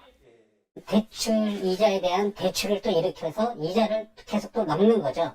다른 한쪽에선 빚을 내 집을 사거나 주식에 투자하는 사람이 늘었습니다. 3분기 기준 주택담보대출과 신용대출을 포함한 대출이 1년 전보다 각각 7%가량 증가한 이유입니다. 전체 가계부채 규모도 비슷하게 늘어 통계 작성 이후 처음으로 국내 총생산보다 많아졌습니다. 문제는 빚을 갚을 수 있는 소득이 제자리 걸음이라는 것입니다. 가계소득에서 세금 등을 뺀 처분 가능 소득은 0.3% 느는 데 그쳤습니다. 경기 회복 지연 등으로 소득 여건 개선이 미약할 경우 취약각을 중심으로 부실 위험이 증대될 수 있습니다. 빚을 늘리기는 기업도 마찬가지여서 3분기 말 기준 1,332조 원을 넘어 1년 만에 15% 넘게 급증했습니다. 가계와 기업 부채를 합치면 우리 국내 총생산의 배가 넘습니다. 지금은 이제 굉장히 한계 상황이고 여기서 어떤 하나의 충격이 오면 굉장히 쉽게 무너질 수 있다. 그 상황까지 오지 않았나 생각합니다. 코로나19 대응으로 정부의 빚 부담도 커지고 있습니다. 올해 국가 채무는 약 847조 원, 내년에는 100조 원 넘게 늘어 950조 원을 넘을 것으로 예상됩니다. 국가 경제 전체의 빚이 전례 없는 속도로 늘고 있고 이러한 속도로 계속해서 늘게 된다면 빚을 갚는 과정에서 가계의 소비와 기업의 투자가 위축되면서 저성장에 빠지는 중요한 원인이 될 수가 있겠고요. 그만큼 세심한 관리가 어느 때보다 중요해졌습니다. KBS 뉴스 김진호입니다. 국민의힘이 원외 당협위원장 20여 명을 한꺼번에 교체하기로 했습니다. 총선 부정선거 의혹을 제기해온 민경욱 전 의원이라든가 과격한 발언으로 논란이 됐던 김소연 변호사 등이 자리를 내려놓게 됐습니다. 보도에 김수현 기자입니다. 이명박 박근혜 두 전직 대통령 당시 과오를 사과하며 거듭나겠다고 했던 김종인 비대위. 통렬히 반성하며 정당을 뿌리부터 다시 만드는 개조와 인적 쇄신을 통해 거듭나겠습니다. 내년 보궐선거를 석 달여 앞두고 원외 당협위원장 물갈이를 확정했습니다. 최근 당무감사위는 원외 당협위원장 138명 중 49명을 교체하라고 권고했는데 이 중 절반가량인 24명에 대한 사퇴안이 비대위에서 최종 의결됐습니다. 4.15 총선 부정선거 의혹을 제기하며 미국에 가서 집회도 참여한 민경욱 전 의원과 달림은 영창으로라는 현수막을 걸어 논란이 됐던 김소연 변호사가 당협위원장직을 박탈당했습니다. 교체 대상에 올랐던 김진태 전 의원과 전희경 전 의원은 사퇴시키지 않기로 했습니다. 민 전 의원 등과 달리 총선 이후엔 눈에 띄게 물의를 빚지 않았다는 건데 강경 극우 진영과 보수 지지층 사이에서 줄타기를 한 것으로 풀이됩니다. 시도당 위원장님들의 의견과 그리고 비대위 9명 위원님들의 어떤 의논 끝에 종합적인 판단을 해서 만장일치로 정해진 결과라는 것을 말씀드립니다. 서울 지역 위원장들은 서울시장 보궐선거를 고려해 결정을 유보하기로 했습니다. 또 홍준표 의원 등 무소속 의원들의 지역구 3곳에 대해서도 교체하지 않기로 결정했는데 이들의 복당은 당분간 어려운 것 아니냐는 관측도 나옵니다. 위원장직을 박탈당한 민경욱 전 의원은 등 뒤에 칼을 꽂았다며 철회를 요구했고 김소연 변호사는 국민의힘이 야성을 회복하도록 활동을 이어가겠다고 밝혔습니다. KBS 뉴스 김수현입니다. 어제 정영애 여가부 장관 후보자 인사청문회에서는 고 박원순 전 시장 관련 질의가 많았습니다. 정 후보자는 박 전 시장 사건은 권력형 성범죄다 이렇게 규정하면서 장례가 서울시장으로 치러진 것도 부적절했다고 주장했습니다. 보도에 개현우 기자입니다. 국내 여성학 박사 1호로 참여정부 청와대 인사수석을 지낸 정영애 후보자. 박원순, 오거돈 전 시장에 대한 견해를 명확히 밝혔습니다. 권력형 성범죄 사건입니다. 박 전 시장 사망에 서울시가 5일장으로 장례를 주관한 것도 부적절하다고 말했습니다. 볼 때 적절하지 않았다고 생각합니다. 피해자를 지원하는 기관의 입장에서 볼 때. 당시 여가부가 피해자를 피해 고소인으로 지칭한 것에는 피해자로 부르는 것이 옳다고 생각한다고 답했습니다. 최근 박 전 시장 사건 피해자의 편지와 실명이 온라인에 공개된 것은 2차 가해다. 그러나 안희정 전 충남지사의 모친상 조문에 대해선 2차 가해로 보기 어렵다고 소신을 밝혔습니다. 2차 가해에 관해서는 피해자를 비난하거나 특정할 수 있도록 하는 행위 또는 피해자의 신원과 정보를 공개하는 행위에 국한되어 있습니다. 국민의힘 의원들은 박원순, 오거돈 성추행 사건으로 촉발된 보궐선거에 대해 집중 질의했습니다. 보궐선거를 치르게 된 점에 대해서는 안타깝게 생각합니다. 민주당의 잘못을 부각시키려 했지만 정 후보자는 답변 범위를 넘어선다며 선을 그었습니다. 민주당의 반성 없는 당원 개정 절차 즉각 중단하라고 왜 여성가족부는 말이 없습니까? 기본적으로 당의 일에 공식적인 의견을 표명하는 것은 적절하지 않다고. 정 후보자는 여성에 대한 편견을 드러낸 변창흠 국토부 장관 후보자와 여성 비하 내용이 담긴 책을 쓴 탁현민 청와대 비서관도 모두 부적절하다는 입장을 밝혔습니다. KBS 뉴스 개헌우입니다. 체육계 수장을 뽑는 대한체육회장 선거가 오는 28일 후보자 등록을 시작으로 본격화되는데요. 이번에는 특히 경쟁도 치열하고 또 체육계 개혁 요구도 높은 상황이라서 진정한 의미의 정책 대결이 펼쳐질지 관심이 쏠리고 있습니다. 이진석 기자가 보도합니다. 내년 1월 18일 열리는 대한체육회장 선거에는 재선을 노리는 이기흥 회장과 이에 도전하는 후보들이 출마 의사를 밝혔습니다. 정치권 출신인 장영달, 유준상 전 의원, 체육계에선 대표적인 국제통 윤강로 씨와 체육학자 강신욱 교수 등입니다. 어느 때보다 치열할 선거전에서 최소 한 번은 열리게 돼 있는 정책 토론회가 변수로 떠올랐습니다. 4년 전 선거 때도 한 차례 열렸지만 후보자 간 토론이 불발돼 반쪽짜리였습니다. 이번엔 고 최숙현 사건으로 체육 개혁에 대한 요구가 높은 데다 NOC 분리 등 정책 토론회를 뜨겁게 달굴 이슈들이 많습니다. 후보자들이 직접 질문과 답변을 하시면서 열띤 토론을 하시게 되고 선거인들께서 어떤 정책에 있어서 어떤 차별성이 있구나 이런 것을 충분히 확인하고 출마를 선언했던 문대성 전 IOC 위원이 장영달 후보 지지를 선언하는 등 후보 단일화도 선거의 변수가 될 것으로 전망됩니다. 투표권을 행사할 2,180명의 선거인단이 확정된 가운데 28일과 29일 후보자 등록이 끝나면 다음 날부터 선거 운동이 시작됩니다. KBS 뉴스 이진석입니다. 성탄절 아침입니다. 밤사이 기온이 크게 떨어져서 오늘 아침 다소 추운데요. 오늘 서울의 아침 기온이 영하 3.7도로 어제보다 6도가량 낮게 출발했습니다. 바람 때문에 현재 체감온도가 영하 7도 안팎까지 떨어져 있습니다. 오늘 낮 동안에도 종일 찬바람이 불면서 날은 쌀쌀하겠습니다. 그래도 내일부터는 기온이 오르겠습니다. 남서풍이 불어오겠는데요. 이 바람을 타고 미세먼지가 유입되면서 내일은 곳곳에서 공기가 탁할 것으로 예상됩니다. 지금 충남 지역과 전북 지역, 전남 북부 지역에는 비나 눈이 내리는 곳이 있는데요. 오늘 아침까지 1cm 안팎의 눈이 조금 더 내리겠습니다. 이후에는 대체로 맑은 날씨가 예상됩니다. 동해안 지역은 대기가 무척 건조하고요. 호남 서해안 지역에는 강풍주의보가 발효 중입니다. 현재 기온 어제 아침보다 1도에서 6도가량 낮습니다. 서울이 영하 3.5도, 철원 영하 9.7도 가리키고 있고요. 남부지방도 영하권 추위가 이어지고 있습니다.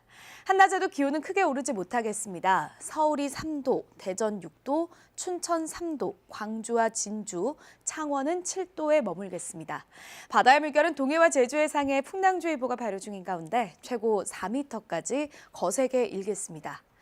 다음 주 수요일에는 서울의 아침 기온이 영하 10도 아래로 떨어지면서 세미 한파가 찾아오겠고요. 다음 주에는 서해안을 중심으로 꽤 많은 양의 눈이 내릴 것으로 예보되어 있습니다. 날씨 정보 전해드렸습니다. 법원이 윤석열 검찰총장의 신청을 받아들여 윤 총장에게 내려진 정직 2개월 징계 효력을 정지시켰습니다. 이에 따라 윤 총장은 정직 8일 만에 곧바로 직무에 복귀했습니다. 윤석열 총장은 사법부의 판단에 감사드린다며 헌법 정신을 지키기 위해 최선을 다하겠다고 밝혔습니다. 법무부는 따로 입장을 밝히지 않은 가운데 민주당은 깊은 유감을 표했고 국민의힘은 환영했습니다. 성탄 미사가 사상 처음으로 방송과 인터넷을 통해 비대면으로 진행됐습니다. 이명박 전 대통령 자택을 경비하던 방호요원과 논산훈련소 입영 대기자 가운데서도 확진자가 나왔습니다. 영국과 유럽연합이 전환기간 종료를 일주일 앞두고 무역협정을 포함한 미래관계 협상을 타결했습니다. 이로써 영국은 브렉시트 국민투표 이후 4년 반 만에 유럽연합을 완전히 떠나게 됐습니다. 윤석열 검찰총장의 정직 2개월 징계 효력이 정지되면서 윤 총장이 자리에 복귀했습니다. 어제 법원이 그간의 징계 집행 정지 신청을 받아들였습니다. 법무부에서는 대통령 재가까지 받은 징계를 법원에서 뒤집는다면 국정 안정이 흔들릴 거라고 변론했지만 재판부는 받아들이지 않았습니다. 먼저 김채린 기자가 보도합니다. 서울행정법원은 정직 2개월 징계의 효력을 일단 멈춰달라는 윤석열 검찰총장의 집행정지 신청을 어젯밤 인용했습니다. 집행정지 사건으론 이례적으로 2번의 신문기일을 열어 내린 결론입니다. 징계 효력은 윤 총장이 징계를 취소해달라는 행정소송의 1심 판결이 선고되는 날로부터 30일 뒤까지 정지됩니다. 이에 따라 윤 총장은 정직 8일 만에 곧바로 직무에 복귀했습니다. 윤 총장의 임기가 내년 7월까지고 이때까지 행정소송의 결과가 나오기 힘들 것으로 보여 사실상 윤 총장은 임기를 다 채울 가능성이 높습니다. 재판부는 검찰총장의 법적 지위와 윤 총장의 자녀 임기를 고려하면 정직으로 윤 총장이 회복하기 어려운 손해를 입게 된다고 밝혔습니다. 이 같은 손해를 예방하기 위한 긴급한 필요성도 어느 정도 인정된다고 설명했습니다. 법무부는 대통령 제각까지 받은 징계의 효력을 정지시키면 행정부의 안정이 깨지고 국론 분열이 심해지는 등 공공복리를 중대하게 해칠 수 있다고 주장했지만 재판부는 받아들이지 않았습니다. 윤 총장이 직무에 복귀하면 진행 중인 수사에 영향을 미칠 수 있다는 법무부 주장 역시 뒷받침할 증거가 없다고 봤습니다.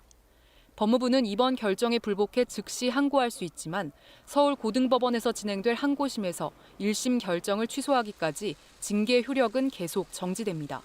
KBS 뉴스 김채린입니다. 윤석열 총장에 대한 법무부의 징계 사유는 여러 가지였는데요. 이번에 법원은 일부 사유를 인정하기 어렵다고 판단했습니다. 예를 들어 퇴임 후 사회에 기여할 방법을 찾겠다는 윤 총장 발언, 정치적 중립 위반으로 볼 수 없다고 했고요. 또 징계 절차상에도 하자가 있다고 지적했습니다. 장덕수 기자가 보도합니다. 법원은 집행정지 요건뿐 아니라 윤석열 검찰총장에 대한 징계 사유와 징계 절차도 따졌습니다. 법무부 검사징계위원회가 윤 총장 징계 사유로 인정한 혐의는 모두 4가지. 재판부는 이 가운데 정치적 중립 위반 혐의는 징계 사유가 안 된다고 밝혔습니다. 퇴임 후 사회와 국가에 봉사하겠다는 윤 총장의 발언은 여러 의미로 해석될 수 있어 부적절한 정치적 언행으로 단정할 수 없다는 겁니다. 반면 이른바 판사 사찰 논란을 부른 재판부 분석 문건에 대해선 작성과 배포가 매우 부적절하다면서도 추가 소명 자료가 필요하다고 판단했습니다. 또 채널A 사건 감찰 방해 혐의는 일부 소명되는 반면 수사 방해 혐의는 증명이 일부 부족하다며 최종 판단을 유보했습니다. 그러면서 윤 총장이 징계를 취소해달라며 낸 행정소송에서 추가 심리가 필요하다고 밝혔습니다. 재판부는 징계 절차에 대해서는 징계위원 기피 의결 과정에 하자가 있다고 지적했습니다. 윤 총장이 신청한 기피 신청을 징계위가 받아들일지 의결할 때 위원 3명만 참여해 의사 정족수인 재적위원 7명의 과반수 출석에 못 미쳤다고 밝혔습니다. 재판부는 이런 판단들을 토대로 윤 총장이 앞으로 행정소송에서 승소할 가능성을 배제할 수 없다며 현 단계에서는 징계의 효력을 일단 정지시키는 것이 맞다고 판시했습니다. KBS 뉴스 장덕수입니다. 네, 윤 총장은 곧바로 직무에 복귀했지만 출근은 오늘 오후에 할 것으로 알려졌습니다. 재판부 결정에 대해서는 감사하다, 헌법 수호에 최선을 다하겠다 이렇게 입장도 밝혔는데요. 징계를 추진했던 법무부는 아직 조용합니다. 보도에 김희용 기자입니다. 윤석열 검찰총장은 어제 법원 결정으로 직무에 복귀하자마자 대검 대변인을 통해 입장을 내놨습니다.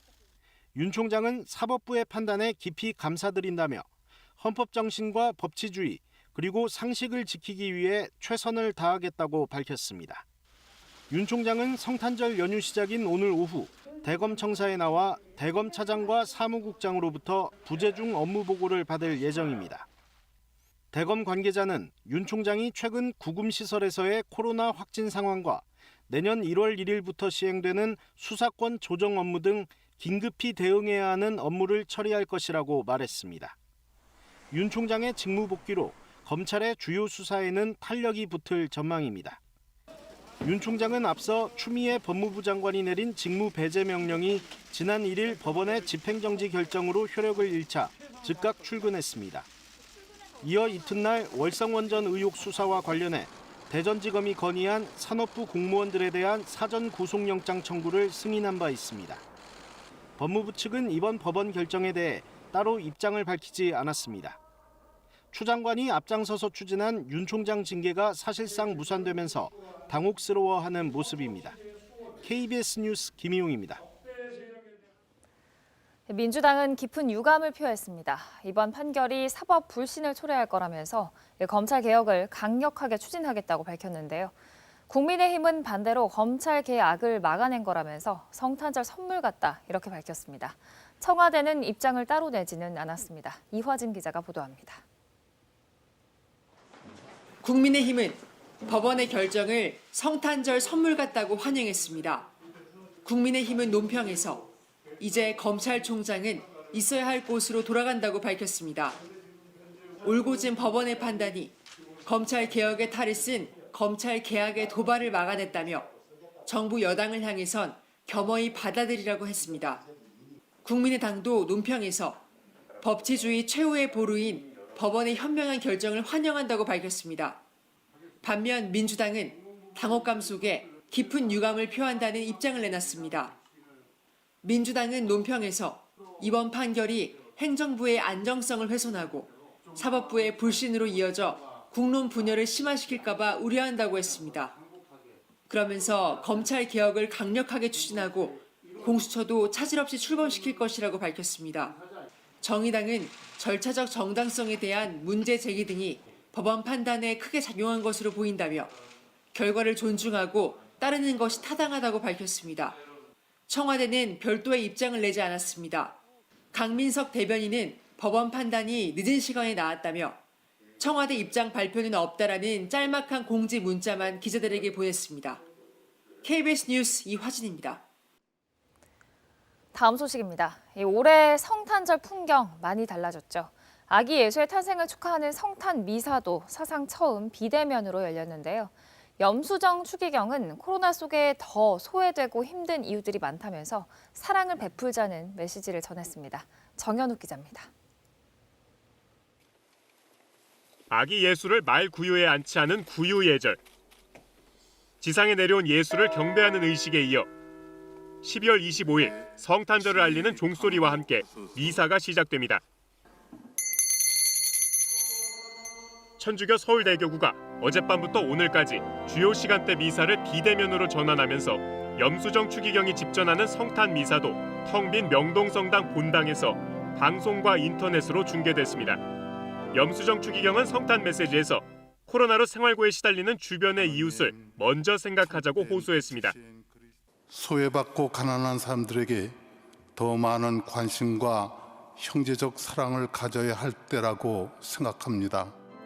성탄절의 의미는 가장 낮은 곳에 머물고자 했던 예수의 사랑과 자비라면서 어떠한 상황에서도 살아갈 힘과 희망을 이웃과 나누자고 덧붙였습니다. 주님은 우리와 함께 계십니다. 그분을 만나면 어떤 상황에서든 살아갈 힘과 희망을 얻을 수 있습니다. 다른 서울대교구 소속 성당과 전국 교구 본당들도 거리두기 2.5단계에 맞게 성탄 미사를 비대면으로 진행한다고 밝혔습니다. 국내 최대 개신교회인 여의도 순복음교회도 사상 처음으로 오늘 성탄 기념 예배를 모두 비대면으로 진행하기로 했습니다. 앞서 한국교회 총연합이 개별 교회들도 거리두기 2.5단계를 지켜달라고 당부하면서 전국 대부분의 교회가 비대면 방식을 통해 성탄절을 축하할 것으로 보입니다. KBS 뉴스 정현욱입니다. 성탄 연휴를 맞아 서울시는 특별 점검에 나섰습니다. 5명 이상 사적 모임을 금지하는 명령이 잘 지켜지고 있는지 들여다봤는데요.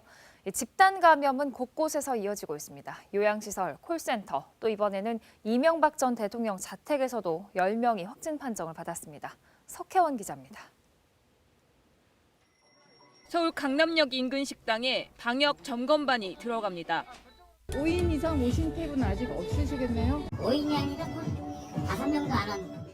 다음 달 3일까지 5인 이상의 사적 모임이 금지된 가운데 서울시가 특별 점검에 나섰습니다. 이 없는 가게 와서 다 단속하는. 점검반과 가게 주인 사이에 실랑이가 벌어지기도 했습니다. 지금은 영업주분들이 많이 힘들어하셔서 그러신지 저희가 오는 것 자체도 굉장히 꺼려하시고 점검하시는 거에 대해서도 굉장히 거부감이 점점 심해지고 있는 것을 체감하고 있습니다. 이명박 전 대통령의 논현동 자택 경비를 담당하는 방호요원 10명이 코로나19 확진 판정을 받았습니다. 요양시설과 콜센터 등 감염 취약시설에서의 집단 감염 발생은 끊이질 않고 있습니다. 구로구와 종로구의 요양병원과 요양시설에서 추가 감염자가 나왔습니다. 강남구의 콜센터 누적 확진자는 15명으로 늘었고 중구의 콜센터에서도 추가로 2명이 더 확인됐습니다. 지속적 통화를 통해 침방울 발생 가능성이 많은 것으로 확인되었고 공동 사용 시설 등에 대해 추가 조사 중에 있습니다. 콜센터와 물류센터 등 감염 취약시설은 선제 전수검사가 필요합니다. 이를 위해 서울시는 찾아가는 선별진료소를 운영하기로 했습니다. 택배 등 유통 물류업, 종교시설, 요양시설처럼 감염 파급력이 큰 집단이 대상입니다. 대학로 마로니에 공원, 9호선 차고지 등 이동 선별진료소 운영을 점차 확대한다는 계획입니다. KBS 뉴스 석혜원입니다. 네, 국내 코로나19 전반적인 상황은 앵커 브리핑으로 정리해드리겠습니다. 어제 기준 신규 확진자는 985명, 전날보다 조금 내려가긴 했지만 여전히 1000명대에 육박하고 있습니다. 국내 발생 지역별로 살펴보면요. 서울이 314명, 경기도 277명 등 수도권에 여전히 집중이 되어 있습니다만 경북이라든가 충북, 부산 등에서도 50명 또는 50명 가까운 수치로 제법 많은 확진자들이 나왔습니다. 어제 0시 기준 미중증 환자는 전날보다 7명 늘어서 291명으로 집계됐습니다. 방역당국은 코로나19 중환자 전담 병상을 수도권 24개를 비롯해 전국적으로 74개 확충했지만 여전히 이 병상 부족이 해결되지 않자 전국에 거점 전담병원을 새로 지정했습니다. 평택 박예병원을 포함해 8개 전담병원이 지정돼서 운영 중입니다. 이들 거점 전담병원은 전체 병상의 3분의 1 이상을 코로나19 중환자가 이용하도록 제공하게 됐습니다. 또 병상 수가 많은 상급 종합병원의 경우 전체 병상의 10%를 코로나19 치료 전담 병상으로 비워야 합니다. 방역당국은 전국적으로 총 820개를 코로나19 전담 병상으로 운영하고 거점 병원도 앞으로 3개를 더 지정한다는 계획입니다. 이런 가운데 논산 육군훈련소에서 입영 대기자 10여 명이 코로나19 1차 검사에서 양성 판정을 받았습니다. 또 수도권에 5인 이상 모임 금지 명령이 내려진 가운데 고등학생 6명이 모여서 술을 마시다가 적발되는 일도 있었습니다. 자세한 소식 취재기자 연결해서 들어보겠습니다. 이호준 기자, 먼저 논산훈련소 얘기부터 들어볼까요? 네, 충남 논산 육군훈련소에서 입영대 기자 11명이 1차 검사에서 양성 판정을 받았습니다. 이들은 지난 21일 입소해 훈련을 받기 전 2주간 대기하고 있었는데요. 확진자가 발생한 건물엔 800명이 함께 생활했는데 방역당국은 확진자 동선을 조사해 군인과 군무원 등 밀접 접촉자 여부를 확인하고 있습니다. 또 천안에선 외국인 식료품점에서 외국인 32명이 한꺼번에 확진됐습니다. 충북 괴산과 음성, 진천병원과 관련해선 확진자 20명이 늘어서 모두 145명이 확진 판정을 받았습니다. 자, 고등학생들은 어디 모여서 술을 마시다가 적발된 건가요? 네, 수도권에 5인 이상 모임 금지 행정명령이 내려진 첫날인 지난 23일 고등학생 6명이 집에 모여서 술을 마시다가 적발이 됐는데요. 서울 강남경찰서는 서울 논현동의 한 아파트에서 술을 마시다 적발된 17살 남자 고등학생 6명을 부모에게 인계하고 이 가운데 1명은 공용물건 손상 혐의로 입건했다고 밝혔습니다. 학생들은 인근 편의점에서 나이를 속이고 술을 샀던 것으로 알려졌습니다. 서울시하구청은 위반 사실이 적발된 만큼 이들에게 과태료를 부과하는 방안을 검토하고 있습니다. 현재 수도권에 5인 이상 사적 모임이 그제부터 금지된 가운데 어제부터는 연말연시 방역 강화 특별대책에 따라 전국에서 5인 이상 모임 금지가 강력 권고되고 있습니다. 또 전국 식당에서는 5인 이상으로 예약하거나 5인 이상이 동반 입장하는 것이 금지됩니다. 이를 위반할 경우 운영자는 300만 원 이하, 이용자에겐 10만 원 이하의 과태료가 부과됩니다. 단 가족처럼 주민등록상 같은 장소에 거주하는 경우는 예외입니다. 지금까지 사회부에서 KBS 뉴스 이호준입니다. 정부가 코로나19 백신을 추가 확보했다고 밝혔습니다. 이번에는 얀센과 화이자입니다. 1,600만 명분을 계약했다고 하는데 물론 아직 들어오는 시점이 정해진 것은 아닙니다. 김민지 기자의 보도입니다. 정부가 이번에 백신 구매 계약을 완료한 제약사는 얀센과 화이자입니다. 얀센과는 600만 명분, 화이자와는 1,000만 명분을 계약했습니다.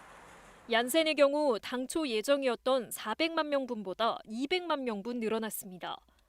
얀센 백신은 바이러스 전달체 백신으로 보관이나 유통 조건이 까다롭지 않습니다. 현재는 임상 3상이 진행 중입니다.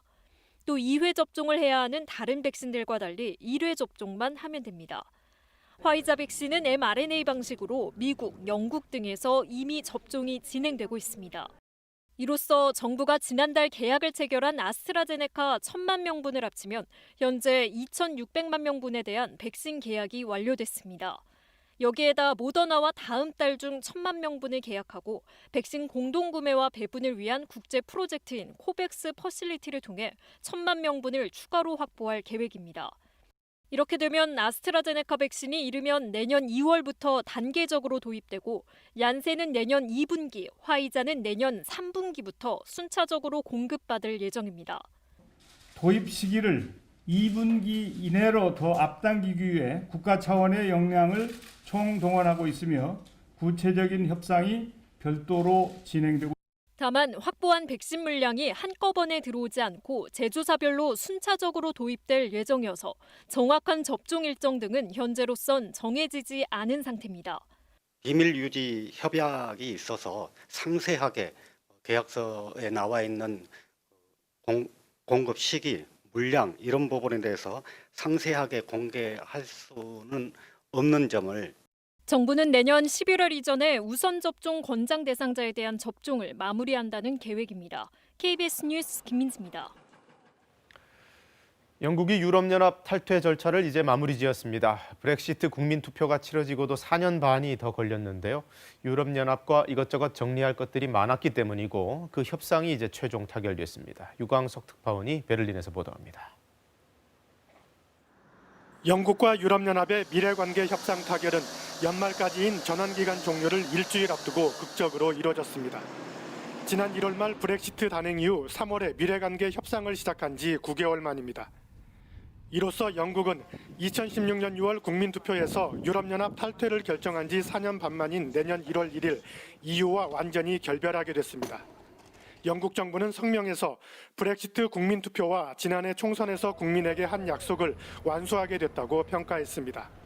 그러면서 영국은 다시 재정과 국경, 법, 통상의 통제권을 회복했다고 강조했습니다. A deal that will protect jobs across this country. A deal that will allow goods, UK goods and components to be sold without tariffs and without quotas in the EU market.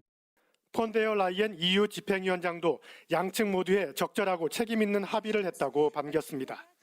At the end of a successful negotiations journey, I normally feel joy. But today, I only feel quite satisfaction and, frankly speaking, relief. 협상 타결 이후 남은 절차는 영국과 EU 양측 의회의 비준입니다. 영국 의회는 현재 크리스마스 휴회 기간이지만 다음 주 회의를 열고 합의안을 승인할 예정입니다. 유럽 정상회의와 유럽 의회도 곧 승인 절차를 밟을 것으로 보입니다. 영국과 EU 양측은 마지막까지 공정 경쟁 환경과 어업권, 분쟁 해결 절차 등 세계 쟁점을 놓고 치열한 공방을 벌여왔습니다. 하지만 막판에 극적인 합의에 이르면서 영국이 아무런 무역 협정 없이 EU를 떠나는 최악의 상황을 피할 수 있게 됐습니다. 베를린에서 KBS 뉴스 유광석입니다. 미국에서는 경기 부양안을 놓고 이견이 나오고 있습니다. 9천억 달러 규모의 부양안에는 개개인에 $600씩을 현금으로 지급하는 내용이 포함되어 있는데요. 트럼프 대통령이 이 금액을 2,000달러로 올리라고 요구하자 민주당은 찬성한 반면에 오히려 공화당이 반대 입장을 냈습니다. 워싱턴 금철양 특파원이 보도합니다. 당초 민주공화 양당이 합의했던 추가 경기 부양안은 중소기업 지원 등 경기 부양책과 함께 개인들에게도 $600, 우리 돈 66만 원 정도를 지급하는 내용이 포함됐었습니다. 그러나 트럼프 미 대통령은 합의안에 문화시설 지원과 중복 지원 등 불필요한 내용이 있다고 비판하고 오히려 개인 지원금은 $2,000로 올려야 한다며 수정안을 요구했습니다. 민주당은 개인 지원금 인상에 동의하며 수정안에 찬성했지만 공화당 지도부가 이를 거부했습니다. 개인 지원금을 $2,000, 우리 돈 220만 원 규모로 올리라는 트럼프 대통령의 요구를 야당인 민주당이 찬성하고 여당인 공화당이 반대하는 상황이 벌어진 겁니다. Believe it or not, Democrats agree with the president, at least to the extent that we need to sign this bill now.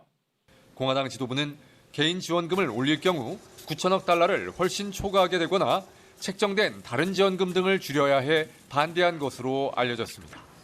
당초 2조 달러 이상의 경기 부양안을 원했던 민주당과 달리 공화당은 그 이상의 지원은 도덕적 해이를 초래한다며 지원 규모 인상에 반대해 왔습니다. 트럼프 대통령의 수정안 요구에 의회 내 입장차가 다시 극명하게 드러난 셈입니다. 이에 따라 침체된 미 경제에 훈풍을 불러올 것으로 기대를 모았던 추가 경기 부양안의 미래가 불투명해졌습니다. 크리스마스를 계기로 연말 휴가를 떠나려던 미 의원들의 발길도 다시 워싱턴으로 향해야 하는 상황입니다. 미 상원과 하원의 양당 지도부는 28일과 29일 다시 회의를 열어 논의한다는 계획입니다. 미 의회는 지난 21일 9천억 달러 규모의 경기 부양안과 함께 1조 4천억 달러 규모의 다음 회계년도 연방 예산안도 처리하기로 합의해 경기 부양안 처리가 늦어질 경우 연방 예산안 처리도 영향을 받을 것으로 보입니다.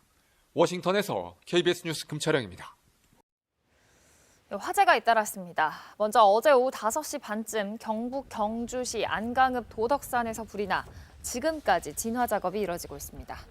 불이 나자 소방당국과 산림당국은 소방차와 소방관, 산불 진화대 등 200여 명을 투입해 주변에 방화선을 구축했지만 바람이 거세게 불어 완전 진화까지 시간이 걸릴 것으로 예상하고 있습니다. 도덕산 정상에는 신라 경덕왕 때 건립된 남자인 도덕암 등 문화재가 있으나 불길이 미치진 않아서 소실 등 피해는 발생하지 않은 것으로 전해졌습니다. 어젯밤 9시 50분쯤 대전시 복명동의 한 오피스텔 건물 21층 식당에서 불이 났습니다. 소방당국은 소방차 32대와 소방대원 82명을 투입해서 진화 작업을 벌였고 40분 만에 큰 불길을 잡았습니다. 식당에 있던 직원들은 급히 대피해서 인명피해는 없었습니다. 예년 같지 않은 크리스마스에 누구보다 서운해할 우리 아이들을 위해서 특별한 이벤트가 마련됐습니다. 선물을 가득 실은 루돌프 드론이 하늘에서 내려왔다는데요. 이색 풍경을 안상혁 기자가 전해드립니다. 루돌프 드론이 선물을 가득 싣고 날아오릅니다. 도심을 날아 드론이 찾아간 곳은 대구의 한 아동복지시설. 아이들이 지켜보는 가운데 보육원 앞마당에 드론이 무사히 내려앉습니다. 루돌프 드론이 가져온 선물에 아이들은 환호성을 지릅니다. 크리스마스를 맞이해서 또 드론을 이용해서 비대면으로 이렇게 아이들이 선물도 전달받고 또 좋은 추억도 쌓는 이런 일이 생겨서 아이들도 너무 뜻깊은 그런 하루가 되었을 것 같습니다. 대구 수성구청이 마련한 크리스마스 행사. 코로나19와 불경기로 소외받고 있는 시설 어린이들에게 꿈과 희망을 전하기 위해 기획됐습니다.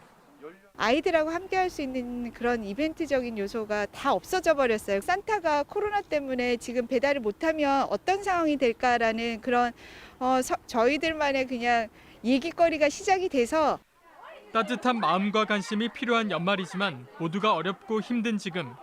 코로나19로 크리스마스 풍경마저 변했지만 비대면으로나마 아이들에게 마음을 전할 수 있어 어느 때보다 값진 시간이었습니다.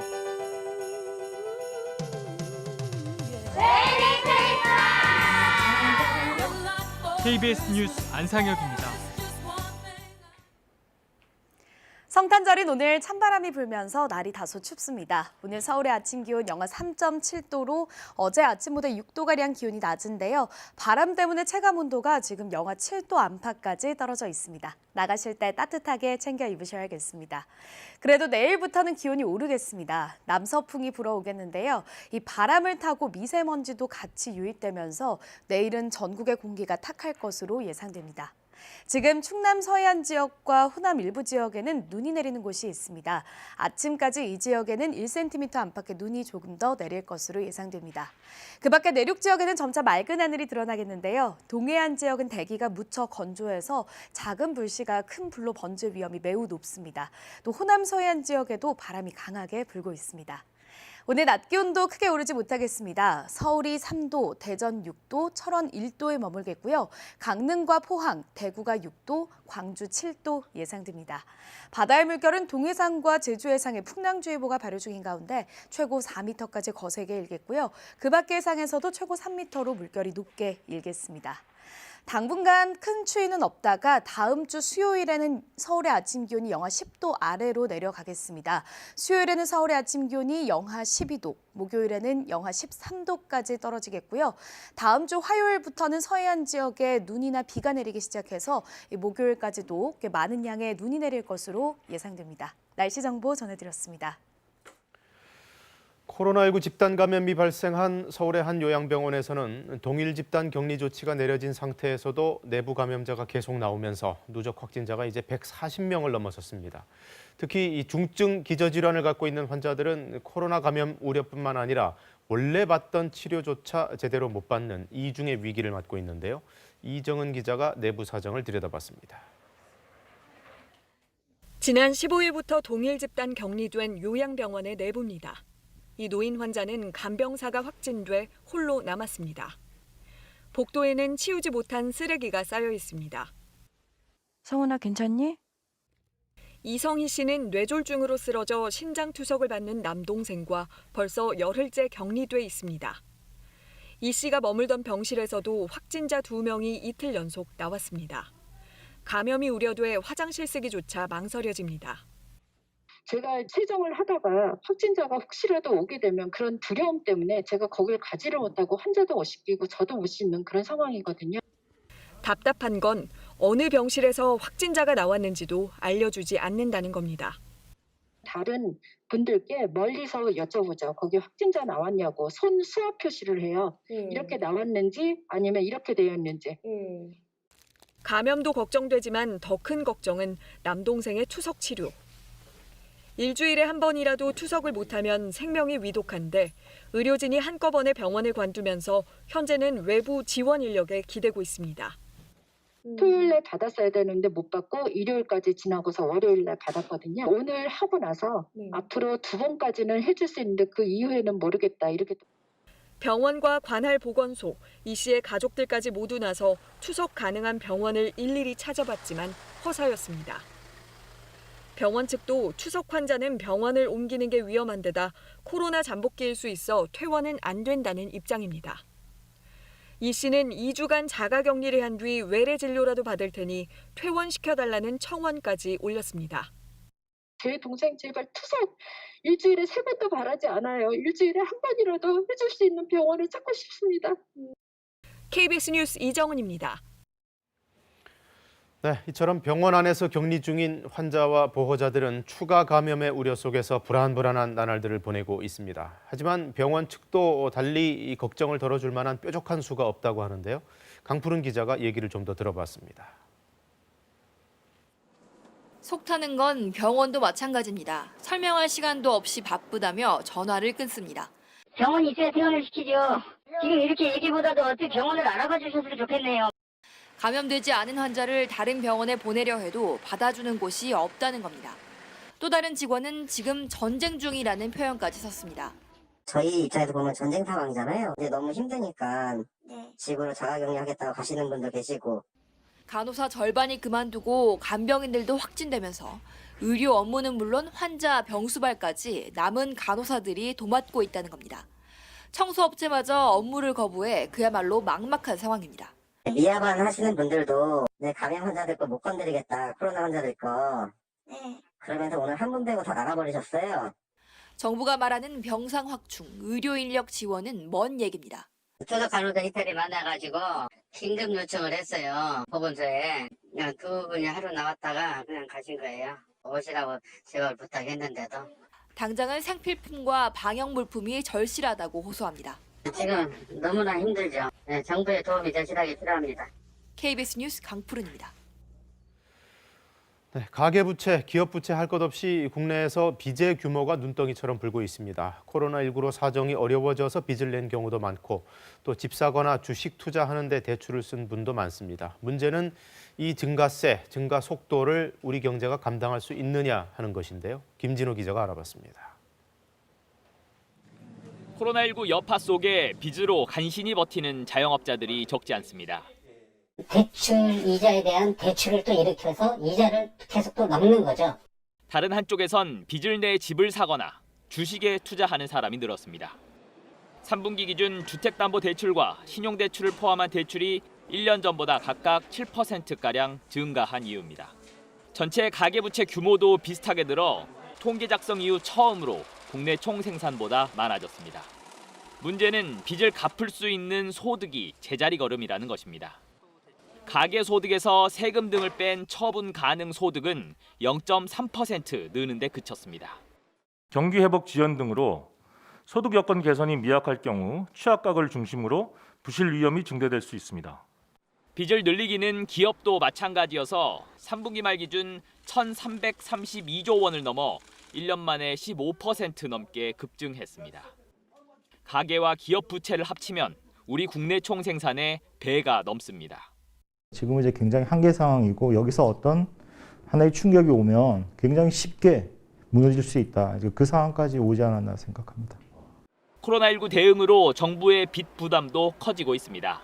올해 국가 채무는 약 847조 원, 내년에는 100조 원 넘게 늘어 950조 원을 넘을 것으로 예상됩니다. 국가 경제 전체의 빚이 전례 없는 속도로 늘고 있고 이러한 속도로 계속해서 늘게 된다면 빚을 갚는 과정에서 가계의 소비와 기업의 투자가 위축되면서 저성장에 빠지는 중요한 원인이 될 수가 있겠고요. 그만큼 세심한 관리가 어느 때보다 중요해졌습니다. KBS 뉴스 김진호입니다. 중대재해법 발의 반년 만에야 어제 국회 법사위에서 심사가 시작됐습니다. 국민의힘은 불참했는데 이걸 또 민주당 탓으로 돌리는 등 양당이 서로 니탁 공방을 이어갔는데요. 보름째 단식 중인 고 김용균 씨 어머니는 국회가 약속을 지키지 않는다면 단식을 멈추지 않겠다고 밝혔습니다. 김비치라 기자가 보도합니다. 정의당이 중대재해법을 발의한 지 반년이 지나서야 관련 법안들이 법사위 소위 테이블에 올랐습니다. 국민의힘은 참석하지 않았는데 불참 이유를 민주당에 돌렸습니다. 민주당이 먼저 단일안을 만들어서 협의하면 우리는 언제라도 협의에 응할 수 있습니다. 6시간여 회의에서는 경영 책임자의 의무와 처벌 수위를 어디까지로 할지, 공무원 처벌과 징벌적 손해배상 조항은 과도한 것인지 등이 쟁점이었습니다. 관련 부처들은 산업 현장에 적용될 경우 예상되는 부작용 등을 제시했습니다. 오는 28일까지 부처 간 협의안을 마련해오는 걸로 마무리됐습니다. 소위 의원님들과 부처 간의 의견이 어느 정도 조정된 안이 나올 수 있을 것 같습니다. 그 안을 가지고 얘기하면 될 것이라고 생각하고요. 소위를 더 열어야 하는 건데 민주당은 다음 달 8일 끝나는 이번 임시국회 안에 법 제정을 마치겠다는 입장입니다. 민주당 지도부는 심사가 시작됐으니 단식을 거둬달라고 설득했지만 고 김용균 씨 어머니는 받아들이지 않았습니다. 우리 몇 명 죽는 것보다 수천 명이 지금 죽는 게 더 급한 거잖아요. 지금 그거 막겠다고 저희 여기 있는데 저희 여기 빠져나가면 또 어떻게 될지. 최대한 야당도 설득하고 해서 최선을 다하도록 하겠습니다. 좀 상의를 조금 해봐 주세요. 여당이 다 통과시켰잖아요. 많은 법을 통과시켰는데 왜 이 법은 꼭 야당이 있어야 돼요? 정의당은 국회의장에게 본회의를 소집하는 결단을 내려달라고 요청했습니다. 여야 할 것 없이 그동안 수차례 약속을 반복했습니다. 그러나 여전히 모양새를 의식하면서 약속을 지키지 못하는 이유로 상대 탓을 하고 있습니다. KBS 뉴스 김비치라입니다. 경기도의 한 시장이 코로나19 확진자 정보를 개인 SNS에 올려서 논란입니다. 재난 문자보다도 먼저 공개가 제한되는 구체적인 개인정보까지 올라온다는데 또 이게 6천여 명 정도만 가입한 밴드다 보니까 왜 그 사람들만 정보를 알 수 있냐 이런 민원도 제기되고 있습니다. 김재현 기자입니다. 6천여 명이 들어와 있는 이양진 여주시장의 네이버 밴드입니다. 이 시장은 이달부터 이곳에 보고받은 코로나19 확진자 정보를 올리고 있습니다. 그런데 이곳에는 재난 문자나 시청 홈페이지에서는 볼 수 없는 개인정보가 올라와 있습니다. 거주지가 읍면동 단위까지 표시돼 있고 접촉자 등 감염 경로도 구체적으로 나와 있습니다. 여주시청은 방역당국 지침에 따라 이달부터 확진자의 거주지를 시 군구 단위까지만 공개하고 있는데 정작 시장이 이 지침을 따르지 않고 있는 겁니다. 이 같은 사실을 안 한 시민은 최근 여주시청에 민원을 제기했습니다. 시장이라는 이제 위치에 있기 때문에 얻을 수 있는 정보들이잖아요. 그거를 개인 밴드에다가 올렸다. 문제가 된다고 생각을 해서 민원을 제기를 했었거든요. 이 시장은 재난 문자보다 먼저 관련 정보를 이곳에 올리기도 했습니다. 본인의 사진을 첨부하고 이름을 해시태그로 입력하는 등 공적 정보를 자신에 대한 홍보 수단으로 이용한다는 지적도 나옵니다. 이제 많은 시민들이 다 알아야 될 내용이 이제 그 밴드원들한테만 공유가 된다는 것 자체가 문제라고 생각을 했고, 그 여주 시민이 몇 명인데 그 밴드원들만 여주 시민이 아니잖아요. 이 시장은 공식적으로 정보를 알리기까지 시민 불안감이 커진다라며 신속한 전달을 위해 보고받은 내용을 가볍게 개인 SNS에 올려왔다라고 해명했습니다. 방역당국은 개인정보보호법 위반을 적용할 수 있을지 관련 부처와 검토하겠다고 밝혔습니다. KBS 뉴스 김재현입니다.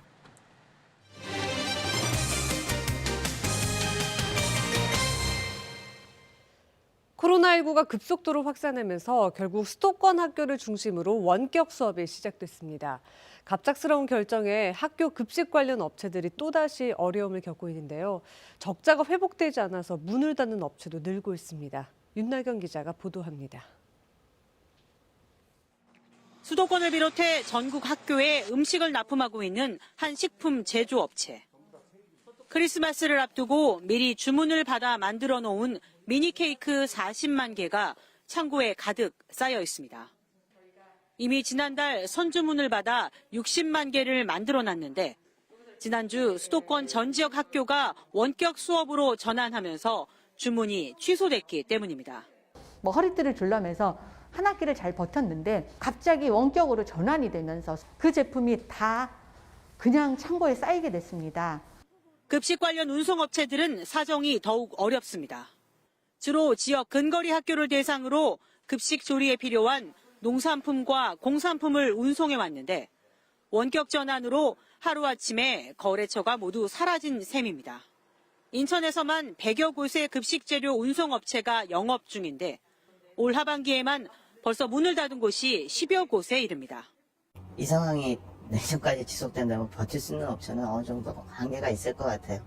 또 일부 업체들은 좀 문을 닫은 업체들도 하지만 교육당국에서도 급식을 먹지 않는 상황에서 관련 예산을 집행할 수도 없어 대책을 마련하기가 쉽지 않습니다. 예산을 가지고 다른 데 쓸 수는 없는 부분이고 무상급식 비용이 이제 시하고 저희 그리고 군구가 같이 분담을 하거든요. 같이 논의를 해야 돼요. 코로나19 관련 소상공인 대책이 나오고는 있지만 급식 관련 업체들은 대부분 지원 대상에서 빠져 있는 상황. 원격 수업 장기화에 대비하기 위한 지원책 마련이 필요해 보입니다. KBS 뉴스 윤나경입니다. 정부가 어제부터 숙박업소 예약을 50%로 제한했는데요. 성탄절 연휴와 연말연시 특수를 기대했던 관광업계는 울상을 짓고 있습니다. 현장 분위기 곽선정 기자가 취재했습니다. 바다 전망이 좋아 인기가 높은 여수의 한 호텔. 며칠 전만 해도 성탄절 연휴와 연말연시를 앞두고 예약률이 80%까지 올랐습니다. 하지만 정부가 객실 예약을 50%로 제한하면서 예약 순서에 따라 기존 예약을 취소시켜야 했습니다. 또 다른 호텔도 마찬가지입니다. 예년 같으면 한창 투숙객들로 붐빌 때지만 썰렁하기만 합니다. 문자와 전화로 취소를 안내하는 과정에서 일부 예약객들의 항의가 쏟아지기도 했습니다. 저희 호텔뿐만 아니라 그 교통수단이라든지 이런 부분들 다 예약을 해놓은 상태인데 갑자기 이렇게 진행을 하냐 이제 그런 내용이 줄을 이뤘습니다. 숙박 여행객이 줄면서 인근 식당과 관광지도 한산한 모습입니다. 이 식당은 연휴나 주말이면 식탁 30개가 가득 차고 대기줄까지 있을 정도였는데 지금은 거리 두기를 위해 식탁을 반만 사용하고 있습니다. 이마저도 최근 방문객이 줄면서 하루 한두 식탁만 받을 때도 있습니다. 크리스마스 지금 완전 지금 연말 연휴잖아요. 9시만 딱 하고 하면 진짜 완전히 사람이 끝이에요. 어디 있으면 어디 있었어요. 젊은 여행객들로 새벽까지 붐볐던 여수 청춘포차 거리. 관광객 감소와 코로나19 확산을 우려해 아예 2주 동안 임시 휴업에 들어갔습니다. 휴일이면 하루 평균 7,000명이 넘게 방문했던 여수 오동도도 탐방로를 폐쇄하는 등 한산한 모습입니다. 유례없는 감염병 확산에 예년과 다른 연말을 맞고 있습니다. KBS 뉴스 곽선정입니다. 사냥과 대륙사슴, 사약노루 등은 멸종 위기 동물들입니다. 이런 동물을 늘리기 위한 종 복원 작업이 설악산에서 본격적으로 시작됐는데요. 가시적인 성과를 위해서 연구 인력도 확충될 예정입니다. 김영준 기자입니다. 1m 크기의 동물이 차량 아래 숨어 있습니다. 머리에 뿔과 흰색 꼬리가 특징인 천연기념물 217호 사냥입니다. 살아있어요. 5살 수컷인 이 사냥은 설악산 한계령 정상 부근에 탈진에 쓰러졌다가 가까스로 구조됐습니다. 축구장 6개 크기의 멸종위기 동물 보건시설이 설악산 국립공원 안에 들어섰습니다. 사냥 등 발굽이 있는 동물인 우제류의 종보건 거점 시설입니다. 현재 1000마리가량 남아있는 사냥의 구조와 멸종위기 동물 연구를 시작했습니다. 이후 사양로루와 대륙사슴으로 확장됩니다. 복원함으로써 우리나라 자연 생태계의 다양성을 좀 높일 수 있는 방안이 될 수 있고, 궁극적으로는 지금 점차 이제 감소하고 있는 그런 생물 다양성들을 높일 수 있는. 8년 전 인근 산속에 조성된 야생동물 치료센터 야생적응장과 통합 운영됩니다. 내년에 야생으로 돌아갈 사냥 등 모두 12마리 사냥이 3개 권역으로 나뉘어 생활하고 있습니다. 지방자치단체도 종보건 연구와 관리에 참여합니다. 설악산 국립공원의 가치를 높여서 인제군의 생태와 지역경제 발전이 같이 상승작용이 될 수 있도록. 국립공원연구원은 DMZ와 인접한 설악산을 중심으로 속리산, 지리산 등 백두대간 전역의 멸종위기 동물의 생태축 연결을 목표로 하고 있습니다. KBS 뉴스 김영준입니다. 코로나19 확산과 또 경기 침체로 올 연말 기부가 크게 줄었는데요. 하지만 크고 작은 정성을 소리 없이 전하는 익명의 기부 천사들이 올해도 어김없이 우리 곁에 찾아왔습니다. 송근섭 기자가 전해드립니다. 고온의 한 행정복지센터입니다. 지난 18일 한 여성이 10만 원이 든 봉투와 20kg짜리 쌀을 가지고 이곳을 찾았습니다. 이 여성이 쌀을 기부한 건 올해만 3번째.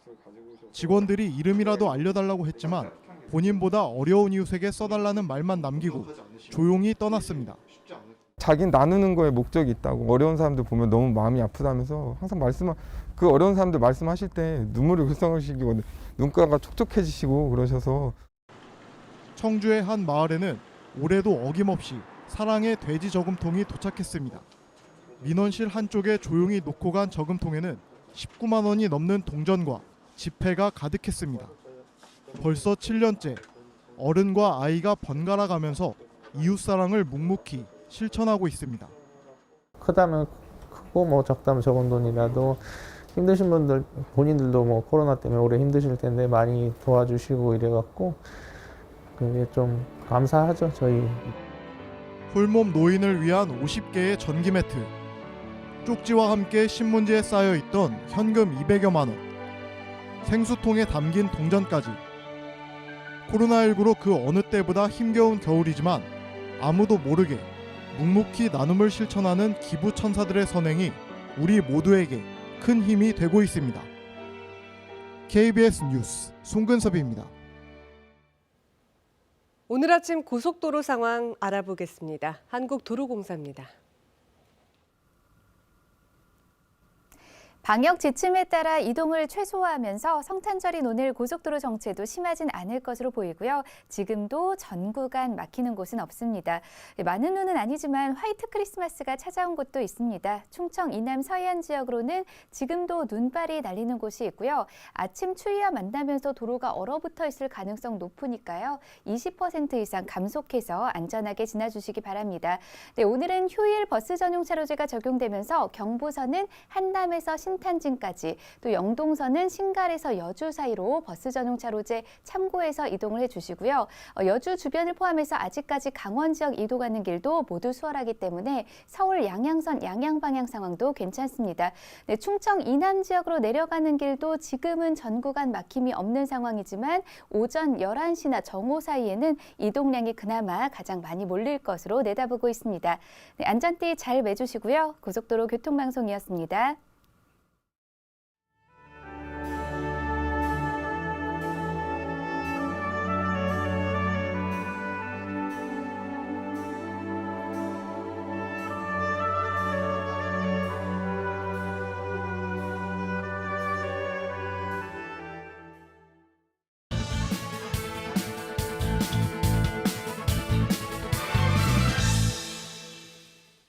코로나19로 인해 해마다 성탄절과 함께 시작되는 연말연시의 분위기가 여느 때 같지 않습니다. 이맘때면 어김없이 거리를 화려하게 수놓았던 크리스마스 트리와 캐럴도 상당 부분 사라졌습니다. 화려한 조명 속에 손님들로 북적이던 도심 번화가의 가게들도 인적이 드물어 한산하기까지 합니다. 외국인들로 넘쳐 연말 대목을 톡톡히 누리던 서울 명동과 홍대, 이대, 이태원 등 이른바 핵심 상권들마저 텅 비어 있습니다. 이 모두 코로나가 불러온 낯선 풍경들입니다. 코로나19 확진자가 연일 1000명대를 넘나들자 정부는 수도권에 이어 어제부터 1월 3일까지 전국적으로 연말연시 특별 방역 대책에 들어갔습니다. 모든 식당에 5인 이상 입장이 금지됩니다. 스키장과 스케이트장 등 겨울 스포츠 시설 운영이 중단됐고 관광 명소들도 폐쇄됐습니다. 호텔 등 숙박 시설은 객실의 50% 이내 운영이 허용되고 영화관은 밤 9시까지만 운영됩니다. 코로나19의 재확산 기세를 꺾기 위한 특단의 조치입니다. 이런 강력한 사회적 거리두기가 아니면 코로나를 잡을 수 없다는데 모두 공감합니다. 알지만 자영업자들에게 현실이 야속한 것은 어쩔 수 없습니다. 경제적 피해가 눈덩이처럼 불어나 더 이상 견디기 힘든 상황으로 몰렸기 때문입니다. 한편에서는 터널의 끝을 내다볼 수 있는 희망적 소식도 들려옵니다. 아직은 부족하고 늦은 감이 없지 않지만 화이자, 얀센과 코로나 백신 1,600만 명분을 추가 계약한 데 이어 머자나 국산 치료제가 임상 3상을 완료할 것이란 소식입니다. 예년보다 못하지만 불우이웃을 돕는 성금 행렬이 줄을 이어 아직 살만한 세상이란 것을 느끼게 합니다. 밤이 아무리 길어도 새벽은 밝아오고 겨울이 아무리 혹독해도 생명이 움트는 봄은 옵니다. 힘겹고 어두운 코로나 터널이 당분간 지속돼도 일상을 되찾을 내일이 머지않았습니다. 힘들 때일수록 고통과 아픔을 함께 나누는 동병상련의 가치가 빛납니다. 지금이야말로 사랑의 온기가 필요한 때입니다. 뉴스 해설이었습니다. 성탄절인 오늘 옷차림 따뜻하게 하셔야겠습니다. 밤사이 기온이 크게 떨어졌는데요. 오늘 서울의 아침 기온 영하 3.7도로 어제보다 6도가량 기온이 낮고요. 지금 바람 때문에 체감온도가 영하 7도 안팎까지 떨어져 있습니다. 낮 기온도 서울은 3도에 머물면서 종일 춥겠습니다.